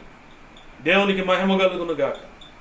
అంతగా ప్రభు కృపను బట్టి ప్రేమను పంచి మా సాక్ష్యాన్ని అక్కడ చూపాం కాబట్టి ఈ గొప్ప సాక్ష్యం బయటకు వచ్చింది. ఆమేన్. హల్లెలూయా. నువ్వు ఎక్కడికి వెళ్ళావో అక్కడ నీ సాక్ష్యాన్ని రుజువుపరచడం ఎలా అంటే నీ మోకాళ్ళ అనుభవమే. పొద్దున్నే లేచిన సాయంత్రం పడుకునేటప్పుడైనా, ఖాళీ ఉన్నప్పుడు వాక్యం చదవటం అయినా, అసలు నీ మైండ్ నీ అంత డివైడ్ అయిపోయి అసలు వాళ్ళకి నీకు సంబంధం అంటే వేరుగా బ్రతకటమే నువ్వు సాక్ష్యం ఇవ్వటం. వాళ్ళలో గుంపులో గొర్రెలు నలుగురిలో నతానేలు అని చెప్పని నువ్వు కలిసిపోయావు అనుకో, ఇక ప్రభు నిన్ను బడి సంతోషించడు, దుఃఖపడతాడు. ఇంకా వేరే బ్రతకాల నువ్వు, అది చూపించాలి. దేవునికి మహిమ కలుగును గాక. ప్రభునందు ప్రియమైన దేవుని బిడ్డలారా గమనించండి, ఇక్కడ నిన్ను ప్రత్యేకంగా తను కోరుకున్నాడు కాబట్టి యేసయ్య ఒక ప్రత్యేకమైన అనుభవాల్లో నుంచి నిన్ను నడిపిస్తూ ఉంటాడు. ఆ అనుభవాలు నడిపించేటప్పుడు ప్రారంభ దినాల్లో మనం తొందరపడి నోరు జారిన విషయాలు కొన్ని అనుభవాలు చూపిస్తూ ఉంటాడు. అయితే ఇక్కడ పౌలు భక్తుడు అంటున్నాడు, తనకేదో అవసరం ఉన్నదని నేను మిమ్మల్ని అడగట్లేదండి. వాస్తవానికి పౌలు డేరాలు గుట్టుకుంటూ రాత్రంతా దేవునితో గడుపుతా, పగల అవకాశం ఉన్నప్పుడు ఆ డేరాలు గుట్టుకుంటా, పని చేసుకుంటా, ఆ సంపాదనతోనే దేవుని సేవా పరిచర్య చేశాడు. ఆయా ప్రాంతాలకు తిరిగాడు. ఆయా ప్రాంతాల్లో ఉన్నటువంటి వ్యక్తులకు సువార్త అందించి వారి యొక్క హృదయ శైలికి తగ్గట్టుగా, మనసుకు తగ్గట్టుగా, వారికి అర్థమయ్యే రీతిగా దేవుని మాటలు అందించి ప్రభు కృపను బట్టి అనేకులను సంపాదించి అక్కడికక్కడ సంఘాలు కట్టి ప్రోత్సహిస్తూ ముందుకు వెళ్ళినటువంటి భక్తుడు. ఆ పరంపరలోనే ఫిలిప్పు సంఘంతో మాట్లాడుతున్నాడు, నాకేదో అవసరం ఉన్నదని కాదు, ఇది మీ బాధ్యత. ఏంటయ్యా బాధ్యత అంటే, సంఘంలో దశమ భాగం ధనము, దశమ భాగం ధాన్యము ఇంకొకళ్ళను పోషించడానికి, ఇంకొకళ్ళను బలపరచడానికి, అవసరతలో అక్కర ఉన్న వారికి సహాయపడటానికి మాత్రమే. కానీ దైవజనుడు తిని 4-5 స్టేర్లు కొనాలనో, 4-5 ఫ్లాట్లు కొనాలనో, 4 కార్లు కొనాల, బైకులు, వాళ్ళ పిల్లల లగ్జరీ లైఫ్ అనుభవించాలని కాదు. సంఘంలో అవసరత అక్కరతున్న వారికి, గతంలో నూతకి ప్రాంతంలోనే మా మేనత్త వాళ్ళు ఉంటే అక్కడికి వెళ్ళా. FC బియ్యం, రేషన్ బియ్యం మీరు తింటారంటే తినం, ఆడబడులు తీసుకో. ఎందుకు అన్నారు, నాకు ఇలా కావాలి, సంఘంలో ఎవరికో వాళ్ళకి ఉపయోగపడచ్చు, అందుకని కావాలంటే తీసుకోపోమన్నారు. ఆ మూమెంట్లో 2 చోట్ల 70 కిలోల పైచులకేమో నేను తీసుకొచ్చాను. మందిరంలో ఇద్దాం అనుకుంటా ఉంటే ప్రభు ఎందుకో ఆగు కొద్దిగా అన్నాడు. ఆ తర్వాత ఒక కుటుంబం రోడ్డు మీదకి వచ్చింది. ఆ కుటుంబానికి మేమే ఆదరణగా నిలబడ్డాం. 5గురిని మేము ఒక 7 ఆ 70 కిలోల రేషను మాకు వచ్చేయి మొత్తం కలిపి వాటిని ఆ 50 రోజులు పోషించడానికి ప్రభు సహాయపడ్డాడు. ఆ బియ్యమే లేకపోతే మేమే కట్టలాడేవాళ్ళం. ఎందుకంటే ఆ 7గురికి 20 కిలోలు ఏ మూలకు వస్తాయి కాబట్టి ఆ వచ్చిన ఆ ధనం ఆ ధాన్యము ఇంకొక వ్యక్తిని పోషించడానికి ఇప్పుడు వారు సాక్ష్యం ఇస్తూ ఉన్నారు. మేము 50 రోజులు మమ్మల్ని పోషించింది ఇదిగో ఈ కుటుంబమే. సంఘం పక్కన ఏమో ఉపద్రవం వచ్చి పడుద్దేమని చాలా దగ్గర స్నేహితురాళ్ళు కూడా పక్కకి వెళ్ళిపోయారు. ఆ సమయంలో ఎవరు నిలబడలా, మేము నిలబడ్డాం. ఎందుకు ఈ సాక్ష్యం అందిస్తున్నా అంటే ఎవరికో ఒకరికి ఉపయోగపడతాయి ఆ రూపాయి. నువ్వు తెచ్చే దశంభాగము ధనంలో అయినా ధాన్యంలో అయినా మళ్ళీ దైవజనుడు దశంభాగం తీసి తన పైన నాయకుడిగా ఎవరినైనా దేవుడు నిర్ణయిస్తే ఆ వ్యక్తికి ఇస్తాడు. లేదు దేవుడు ఏ వ్యక్తినైనా ప్రేరేపిస్తే ఆ దైవజనుడిని పిలిచి ఆ దైవజనుడికి ఇస్తాడు. నేను చేసే ఆ పని ప్రారంభ దినాల్లో ప్రభు యొక్క శరీరం ఆ రొట్టె విరుచు కార్యక్రమం నా స్నేహితుడు నోవో పాష్ గారు ఇనిమేళ్ల తండ్రి సన్నిధి ఆయన ఇచ్చాడు. దశంభాగం వాళ్ళు ఇచ్చిన మొత్తం తీసి నేను దాచాను. ఎవరికి ఇవ్వాలి ప్రభువా? నన్ను అభిషేకించిన దైవజనుడికి ఇవ్వాలా? ప్రారంభ దినాల్లో నాకు రొట్టె విరిచి ఆ శరీరాక్తాలు ఇవ్వటానికి ప్రోత్సహించినటువంటి ఆ వ్యక్తికి ఇవ్వాలంటే ఆ వ్యక్తికి ఇవ్వాలి. శరీరాక్తాలు ఇచ్చినటువంటి ప్రారంభంలో ఆ వ్యక్తికి ఇవ్వు అన్నాడు. పిలిచాను, ఇంటికి పిలిచి కూర్చోబెట్టి అవి ఎంత ఉన్నాయో కూడా నేను లెక్కేలా. అప్పుడప్పుడు నాకు రూపాయితో సహా లెక్క దశంభాగం తీసి పక్కన పెడతాను. ఇంకా నా 10 రూపాయలు 20 రూపాయలు ఇంకా ఎగస్తాను. ఎందుకంటే నా ప్రభుకి ఇచ్చి దరిద్రుడైనోడు ఎవడు లేడు. ఆయన వాడుకొని యూజ్ అండ్ త్రోగా చేసి ఆధ్యాత్మిక దారిద్ర్యంలోకి వెళ్ళిపోయినోడు శాపగ్రస్తులైన వాళ్ళు కూడా ఉన్నారు. కానీ నా ప్రభుని నమ్మి ఇచ్చి ఆయనకి ఇచ్చి దరిద్రులైన వాళ్ళు ఎవరు లేరు. ఆ కారణాన్ని బట్టి ఉన్నదెంతో తెలియదు మొత్తం తీసుకెళ్ళి చేతిలో పెట్టి ప్రార్థన చేయబాను ఇంట్లోనే ఇక్కడే. పర్లేదు నువ్వు సేవలో వాడుకు నీకే కట్టగా ఉంది కంటే ఆహా కాదు దేవుడు నాకు చెప్పాడు నేను చేయాలి ఇక అంతే తీసుకో అని చెప్పని ఇచ్చేసా. ప్రార్థన చేయించుకున్నాను, అయిపోయింది. ఇక నువ్వు ఇచ్చేది ఏదైనా సరే ఖచ్చితంగా ఇంకొక పైన దైవజనుడికి. ఎందుకంటే లేవి కాండంలో యాజకులైన లేవీల విషయంలో ప్రజలంతా తీసుకొచ్చే దశమ భాగంలో నుంచి ధాన్యమైన ధనమైన నీవు కూడా ఒక యాజకుడిగా నువ్వు కూడా దశమ భాగం తీసి పక్కన పెట్టాలి. ఆ మాట రాసి ఉంది. మరి ప్రభు చెవితి ఇవ్వాలంటున్నాకంటే ఆ కాలంలో అక్కడ రాసి పెట్టాడు. అది ప్రభు దేనికి ఉపయోగపెట్టాడు అన్న సంగతి రాయలా. పరిశుద్ధాత్మ ప్రేరణ చేత ఈరోజు భక్తి జీవితాన్ని కొనసాగిస్తున్నాం కాబట్టి ఈరోజు ప్రభు ఒకవేళ నీ మీద అజమాయిషి చేసి అంటే నిన్ను నడిపించడానికి నాయకుడు లేకపోతే ప్రభు ప్రేరేపించిన దాన్ని బట్టి ఫలానా వ్యక్తికి ఇవ్వమంటే ఆ వ్యక్తికి ఇవ్వటమే. నువ్వు సొంత తెలివితేటలు ఉపయోగపెడితే నువ్వు అట్లనే దారిద్ర్యాన్ని చూస్తావు, నష్టము, ఇంకా అనేక రకాల ఇరుకు ఇబ్బందులు, చివరికి దేవుని చేతిలో శిక్ష లేదంటే శాపగ్రస్తులు ఇలా అవుతుంది. అదే ప్రభు చెప్పాడు అనుకో, నీకు అంత మొత్తం తెచ్చిచ్చింది దేవుడే కదా. దేవుడు తన ప్రజలను బలపరిస్తేనే కదా, గుప్పెళ్ళను ఆశీర్వదిస్తేనే కదా నీకు ధాన్యమైన ధనమైన వచ్చింది. లేకపోతే నువ్వేమైనా కష్టపడి తెచ్చావా? బాగా గ్రహింపు కలిగి ఉండాలి ఈ విషయంలో. లేదు పైన నన్ను అభిషేకించిన నాయకుడు ఉన్నాడు, ఆయనకు వాస్తవం ఇవ్వాలి నేను. లేదు ఒక వ్యక్తి దగ్గర నేను పెరుగుతున్నట్టే విశ్వాసిగా పెరుగుతుంటే పరిచారకుడుగా సంఘ పెద్దగా పెరుగుతున్నట్టు ఎవరైనా సరే ఉంటే నిన్ను నడిపిస్తున్న సంఘంలో ఆ సేవకుడికే ఇవ్వాలా. ధనంలో దశంభాగం ఇవ్వాలి, ధాన్యంలో దశంభాగం ఇవ్వాలి. అది నీ ఆశీర్వాదం కోసమే. మలాకి గ్రంథం 3వ అధ్యాయం 10-11 వచనాల్లో నాకు ఇచ్చి శోధించండి, నాకు ఇచ్చి ఏందయ్యా నీకు ఇచ్చానుగా, ఏందయ్యా నీకు ఇచ్చానుగా, ఏందయ్యా నీకు ఇచ్చాను. కానీ భార్య కనుక భర్తని ఏమయ్యో నాకు సేరదే, ఏమయ్యో నాకు సేరదే, పూలుదే, బంగారం లేదు, ఏంది నా బతుకు, నాకు ఇట్లా విసిగిచ్చినట్టుగా శోధించమంటున్నాడు ఆయనే. నీకు ఇచ్చానుగా, మరి నా సంగతి ఏందని. ఆకాశ తూములు విప్పబడి పట్టజాలంతో దీవెనల వర్షం ఆయన కురిపిస్తానన్నాడు. ఆమెను హల్లెలూయా. ఇంకో విషయం ఏందో తెలుసా? ఆ కింద మాటలో ఒకటి, నీ ద్రాక్ష తోటకు పురుగు పట్టదు అన్నాడు. ద్రాక్ష తోట అంటే నీ దేహం కావచ్చు అనారోగ్యం, నీ కుటుంబం కావచ్చు సమస్యలు, ఏది నువ్వు ఉన్న సంఘం కావచ్చు ఏ శోధన లేకుండా, ఇలాంటి ఏమీ లేకుండా నేను కాపాడుతా అంటున్నాడు ప్రభు. ఈ చిన్న విషయాన్ని మర్చిపోకూడదు. చాలామంది 10,000 జీతం వచ్చే 1,000 రూపాయలు దశం భాగం ఇవ్వడానికి భయపడతారు. అదేమంటే మాకు చాలా ఆర్థిక అవసరతలు ఉన్నాయండి కాబట్టి నేను ఇయ్యలేకపోతున్నాను. నేను అంటాను, నువ్వు ఎంత ఇరుకులో ఉన్నా నమ్మకంగా నీకు దేవుడు ఇచ్చిన దాంట్లోంచి దశం భాగం ఇవ్వు. పంట పొలం నుంచి వచ్చిన దాంట్లోంచి దశం భాగం ఇవ్వు. అంత మొత్తం ఇవ్వలేకపోతే ఆ వచ్చిన రాబడి దిగుబడి అమ్మిన తర్వాత వచ్చే రాబడిలోంచి దశం భాగం ఇవ్వు. నీ దీవెన ఎవడు ఆపలేడు.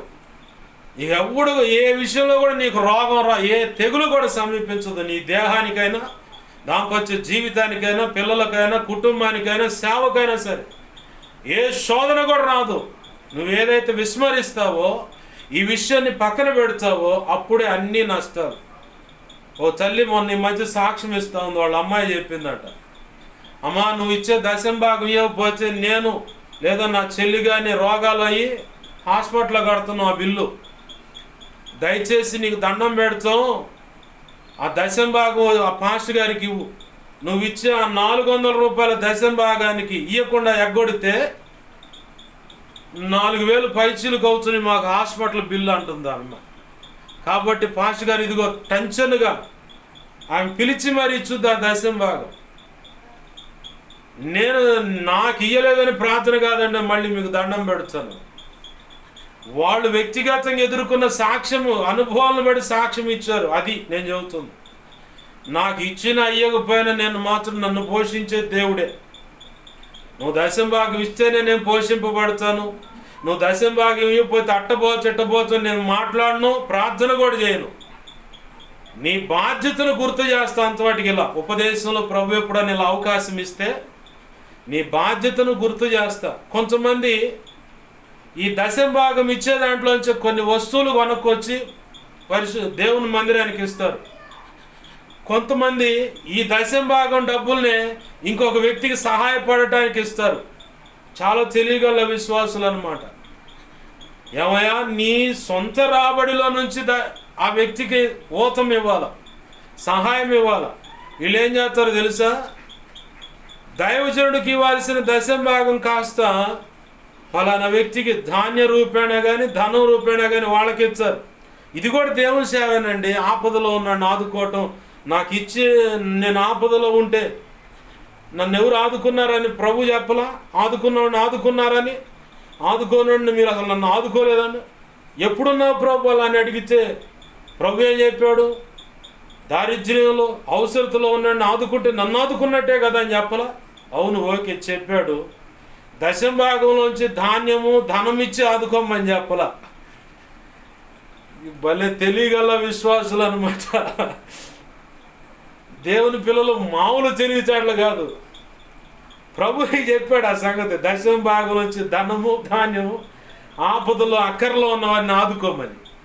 నీ సొంత కష్టార్జితం నుంచి నువ్వు ఇస్తే నా ప్రభు పరిపూర్ణంగా సంతోషిస్తాడు. ఆమేన్, హల్లెలూయా. పరిపూర్ణంగా నిన్ను ఆశీర్వదిస్తాడు. గతంలో చెప్పాను, ఒక అన్న అక్కరతలో ఉన్నాడు.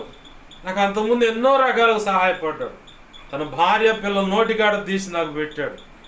నాకు పరిచర్యకి కావాలంటే పలానా ఊరు పోవాలంటే ఆయిల్కి డబ్బులు ఇచ్చాడు. అయ్యా పాటల పరిచర్యలు ఇలా అవసరం ఉందంటే డబ్బులు ఇచ్చాడు. ఇప్పుడు అతనికి అక్కరత ఉంది, నాకు అక్కరత ఉంది. ఏ రోజుకి ఆ రోజు తెచ్చుకోవటమే నా పరిస్థితి. కానీ ప్రభు వేరొక వ్యక్తి ద్వారా సహాయం పంపించాడు. అంచెంచా రైస్ బ్యాగ్ ఇచ్చి పంపించేశారు. వాళ్ళ ఇంటికి పోయి మరి ప్రార్థన చేసి వారిని ఆశీర్వదించి మరి వచ్చారు. ఇప్పుడు నాకు అక్రత ఉంది కదా, మరి నేను ఉంచుకోవాలి కదా. ఎందుకని? మనం నేర్చుకోవాల్సిన పద్ధతులు ఇవే. మనం ఏం చేస్తామంటే తెలివితేటలన్నీ ఉపయోగించి దశభాగం నుంచి వచ్చే ధనాన్ని, ధాన్యాన్ని ఇంకొకరిని ఆదుకోవడానికి, అక్రతలు ఉన్నవారికి సహాయపడటానికి చూస్తూ ఉంటాం. అది పొరపాటు. ప్రభునందు ప్రియమైన బిడ్డలారా, సరి చేసుకుందాం, ప్రభు కృపకు పాత్రలు అవుదాం. సబ్జెక్టులోకి వద్దాం.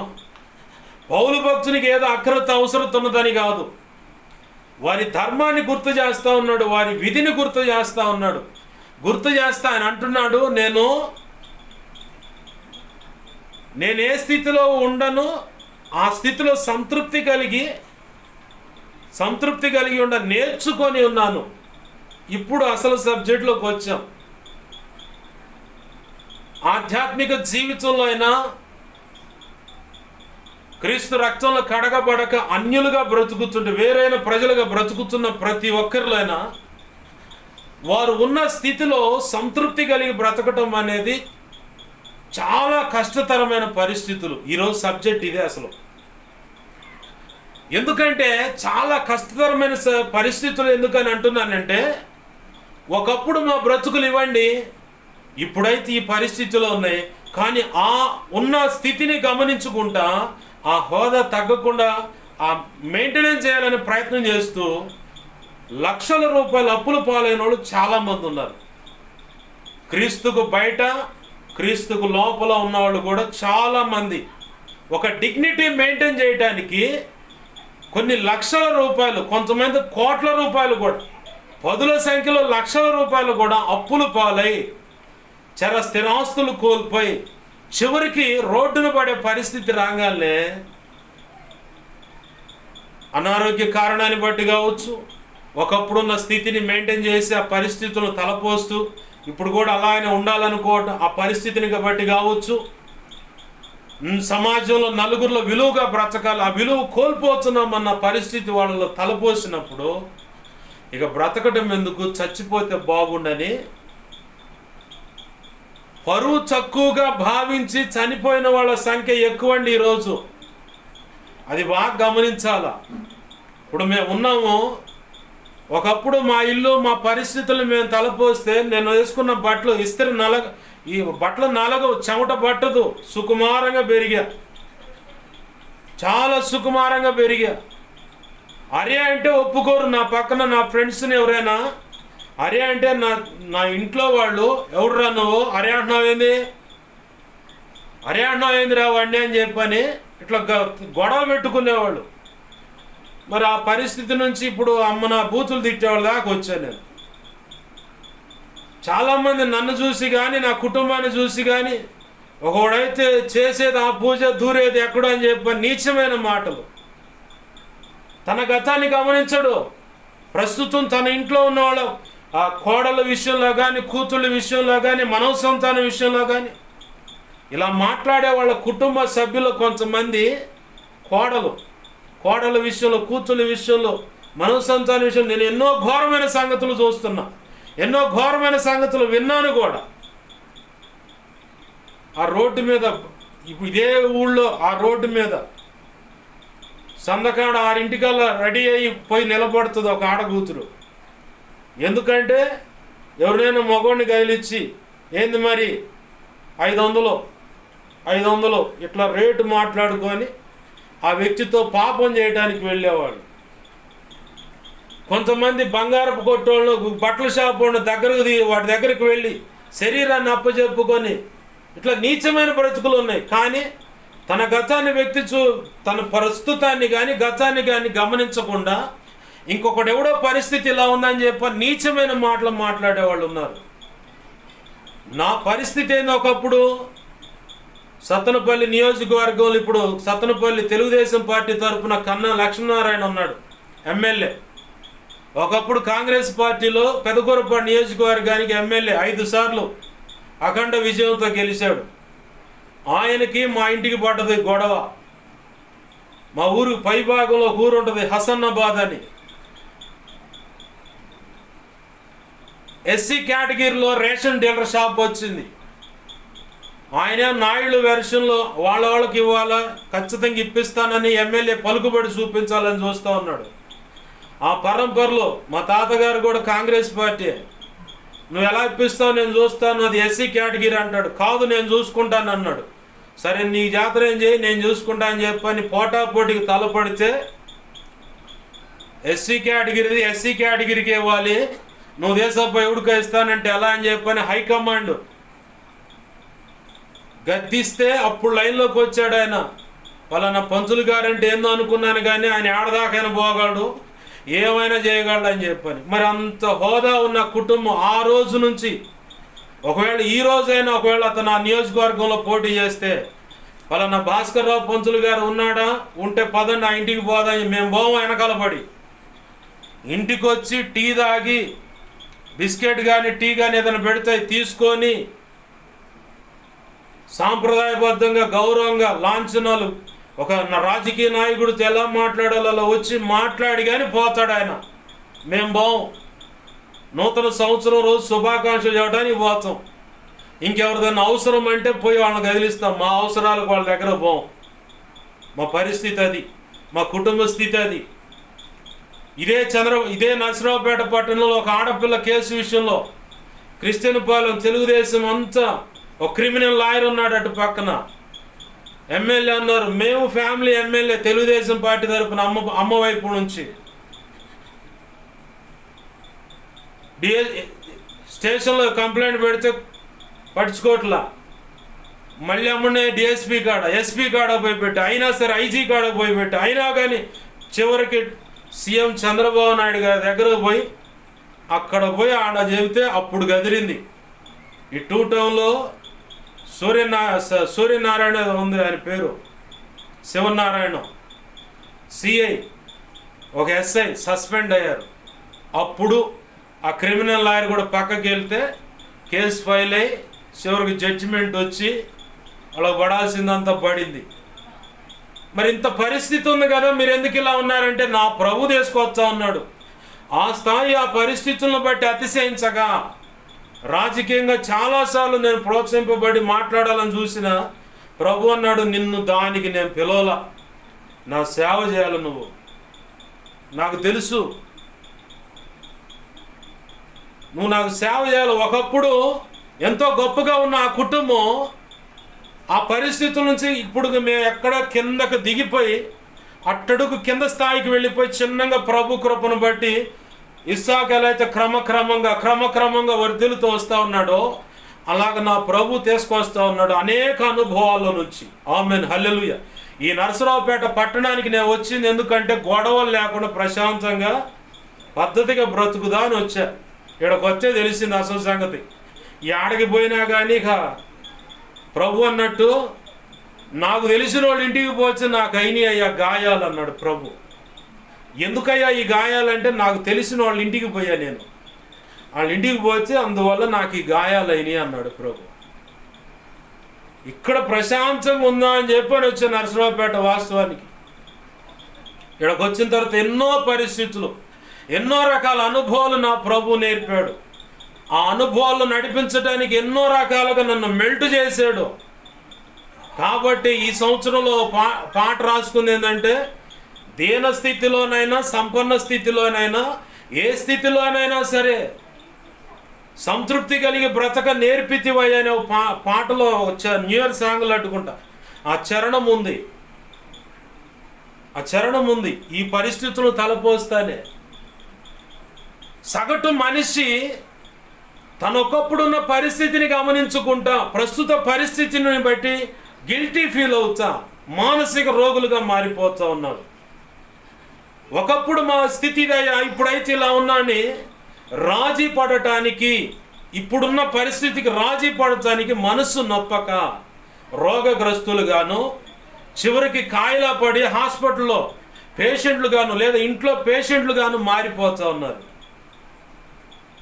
ప్రభు ఇలాంటి పరిస్థితుల్లోకి ఎందుకు నడిపిస్తాడంటే, ఒకప్పుడు ఉన్నది కాదు, ప్రస్తుతం ఉన్న ఈ స్థితిని బట్టి దేవుణ్ణి మహిమపరచాలని ఆయన కోరుకుంటున్నాడు.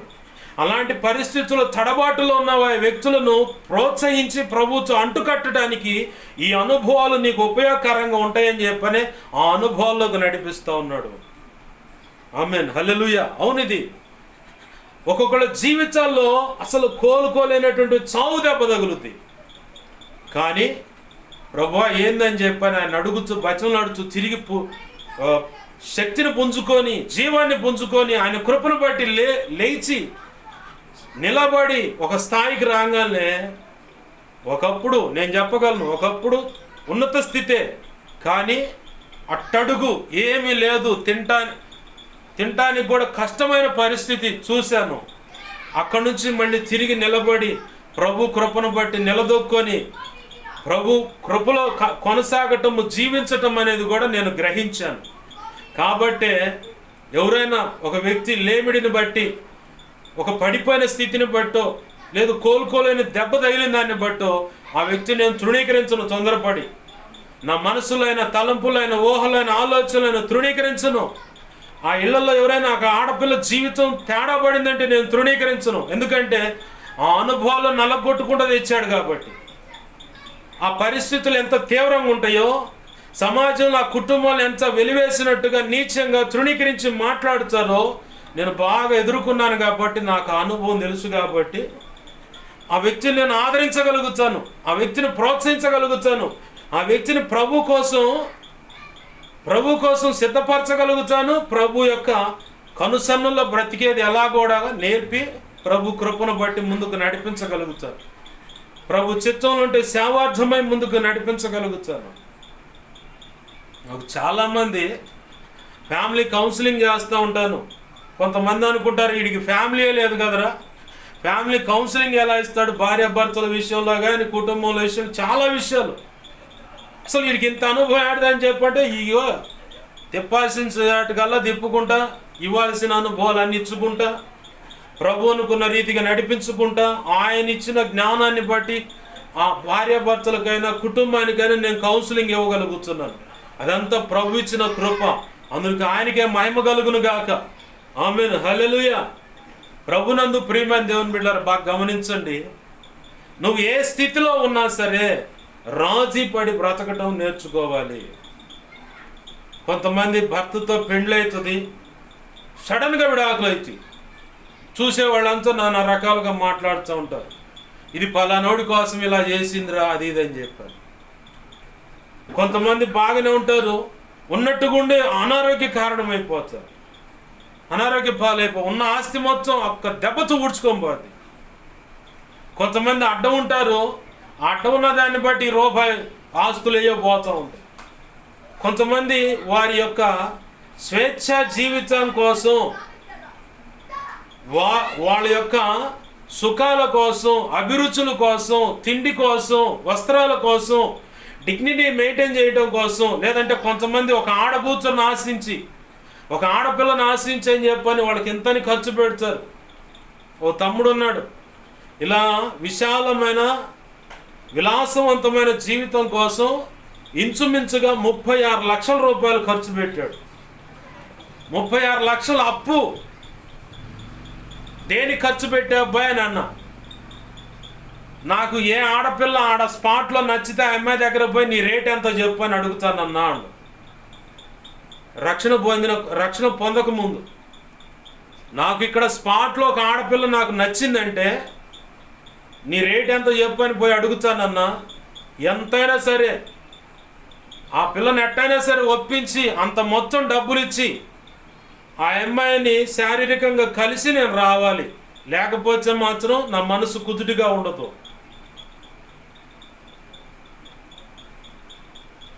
ఏ ఊరైనా సరే అర్ధరాత్రైనా సరే ఆటో కట్టుకొని బళ్ళు వేసుకొని మరి పోతాం. నేనే కాదు, నాతో పాటు ఇంకో కొంతమంది బ్యాచ్ ఉంటారు, మొత్తం కలిసి ఎంజాయ్మెంట్, బిర్యానీ, బీరు, ఎవడు తాగేది వాడు తాగుతారు.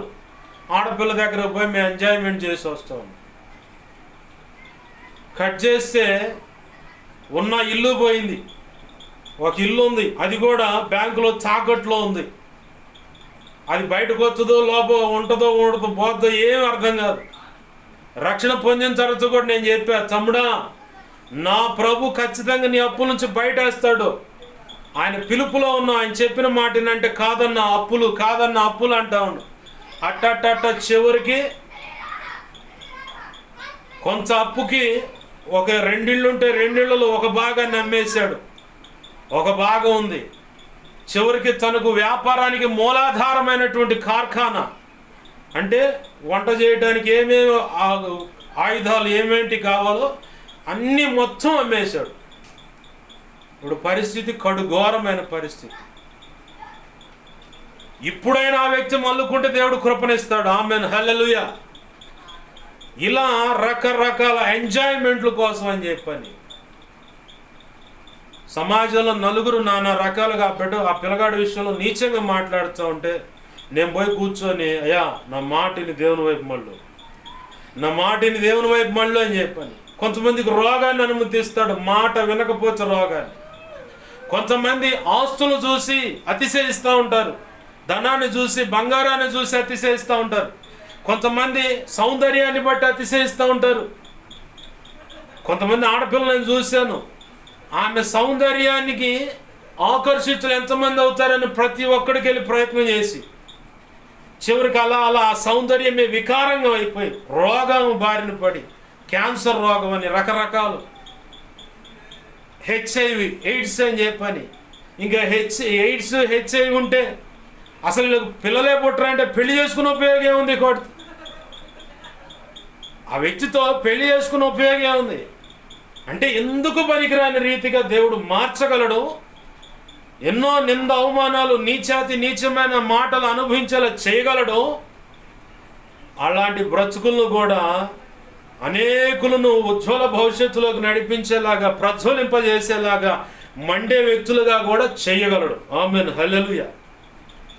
నీ జీవితంలో అనుమతించబడుతున్న ఏ అనుభవం అయినా సరే నువ్వు ఎక్కడ అతిశయించకుండా నువ్వు ఆ స్థితిలో సంతృప్తి కలిగి బ్రతకాలని, నేర్చుకోవాలని, అక్కడ ఇమిడిపోవాలని. నువ్వు ఇమడకుండా నేను అక్కడున్న అప్పుడప్పుడు మా ఇంట్లో మా అమ్మతో నేను అప్పుడప్పుడు వాదన పెట్టుకుంటా ఉంటాను. ఏ కారణాన్ని బట్టి వాదన పెట్టుకుంటా అంటే, అమ్మ ఉంది మన ఇద్దరమే, ఒకప్పుడు 35 మందికో 20 మందికో వండినట్టు ఇద్దరికి 6గురికి, ఇద్దరం మేము ఉండి 6గురికి వండుద్ది అన్నం. ఎప్పుడన్నా స్పెషల్గా ఇంట్లో ఏదన్నా చేసుకోవాలనుకుంటే ఉంది మేము ఇద్దరమే, ఇద్దరికి ఆ రెస్టారెంట్కి పోయి ఏదన్నా బిర్యానీ ప్యాడ్ తెచ్చుకుంటే సరిపోద్ది. కానీ నాకున్న అలవాటు ఏంటంటే హోటల్లో తినటం అలవాటు లేదు. ఏదన్నా ఎవరన్నా బలవంతం చేసి తీసుకుపోయి ఆడ కూర్చోబెడితే తప్ప ఇక వాళ్ళ మనసును నొప్పించలేక ఆడ కూర్చొని తినటమే.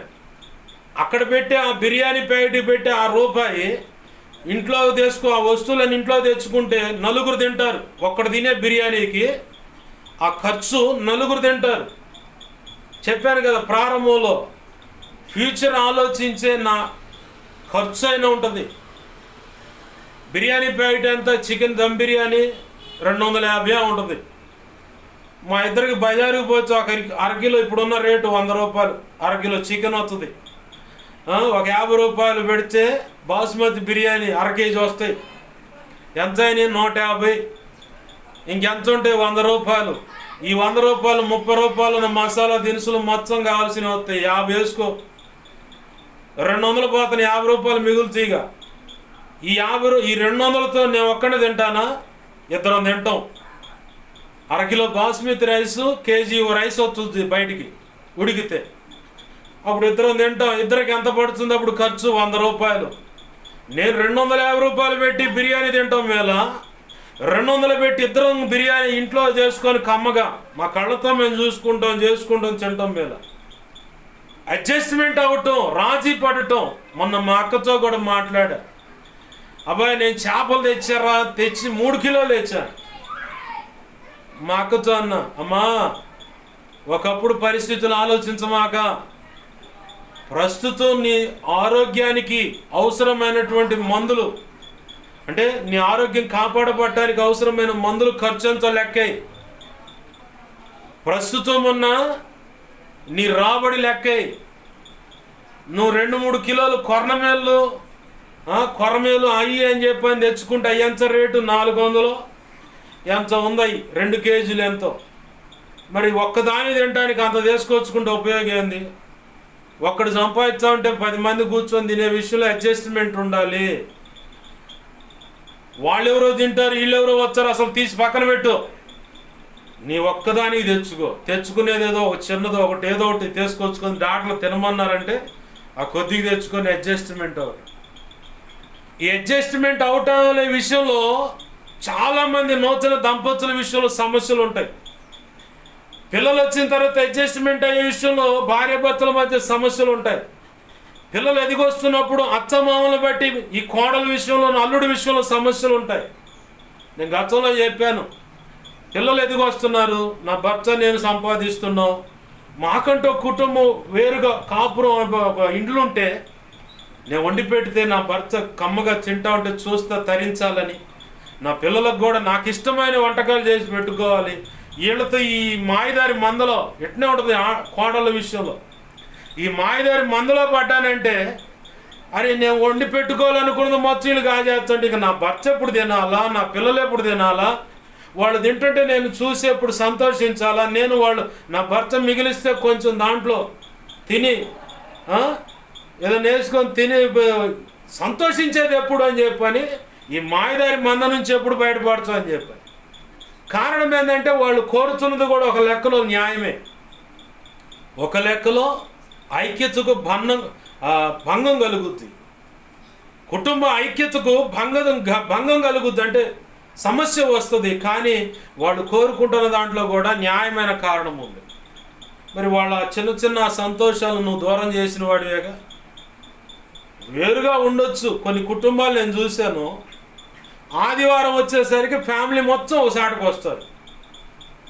ఫ్యామిలీగా మొత్తం కూర్చొని అప్పుడు వండుకోవాలనుకున్నది ఏదో వండుకొని తిని సంతోషించి ఆ కొద్దిసేపు ఉండి సాయంకాలానికి ఎటోళ్ళు అటు వెళ్ళిపోతారు. నేను చూసా కొన్ని కుటుంబాలు అలాగా సెటిల్ చేసుకుంటే ఇంకా సమస్యకు పరిష్కారము చాలా తొందరగా ఉంటుంది అన్నమాట, సమస్య ఉండదు. ఇక ప్రభునందు ప్రియమైన దేవుని బిడ్డలారా గమనించండి, నువ్వు ఉన్న స్థితిని, ఆ స్థితిలో రాజీ పడాలి.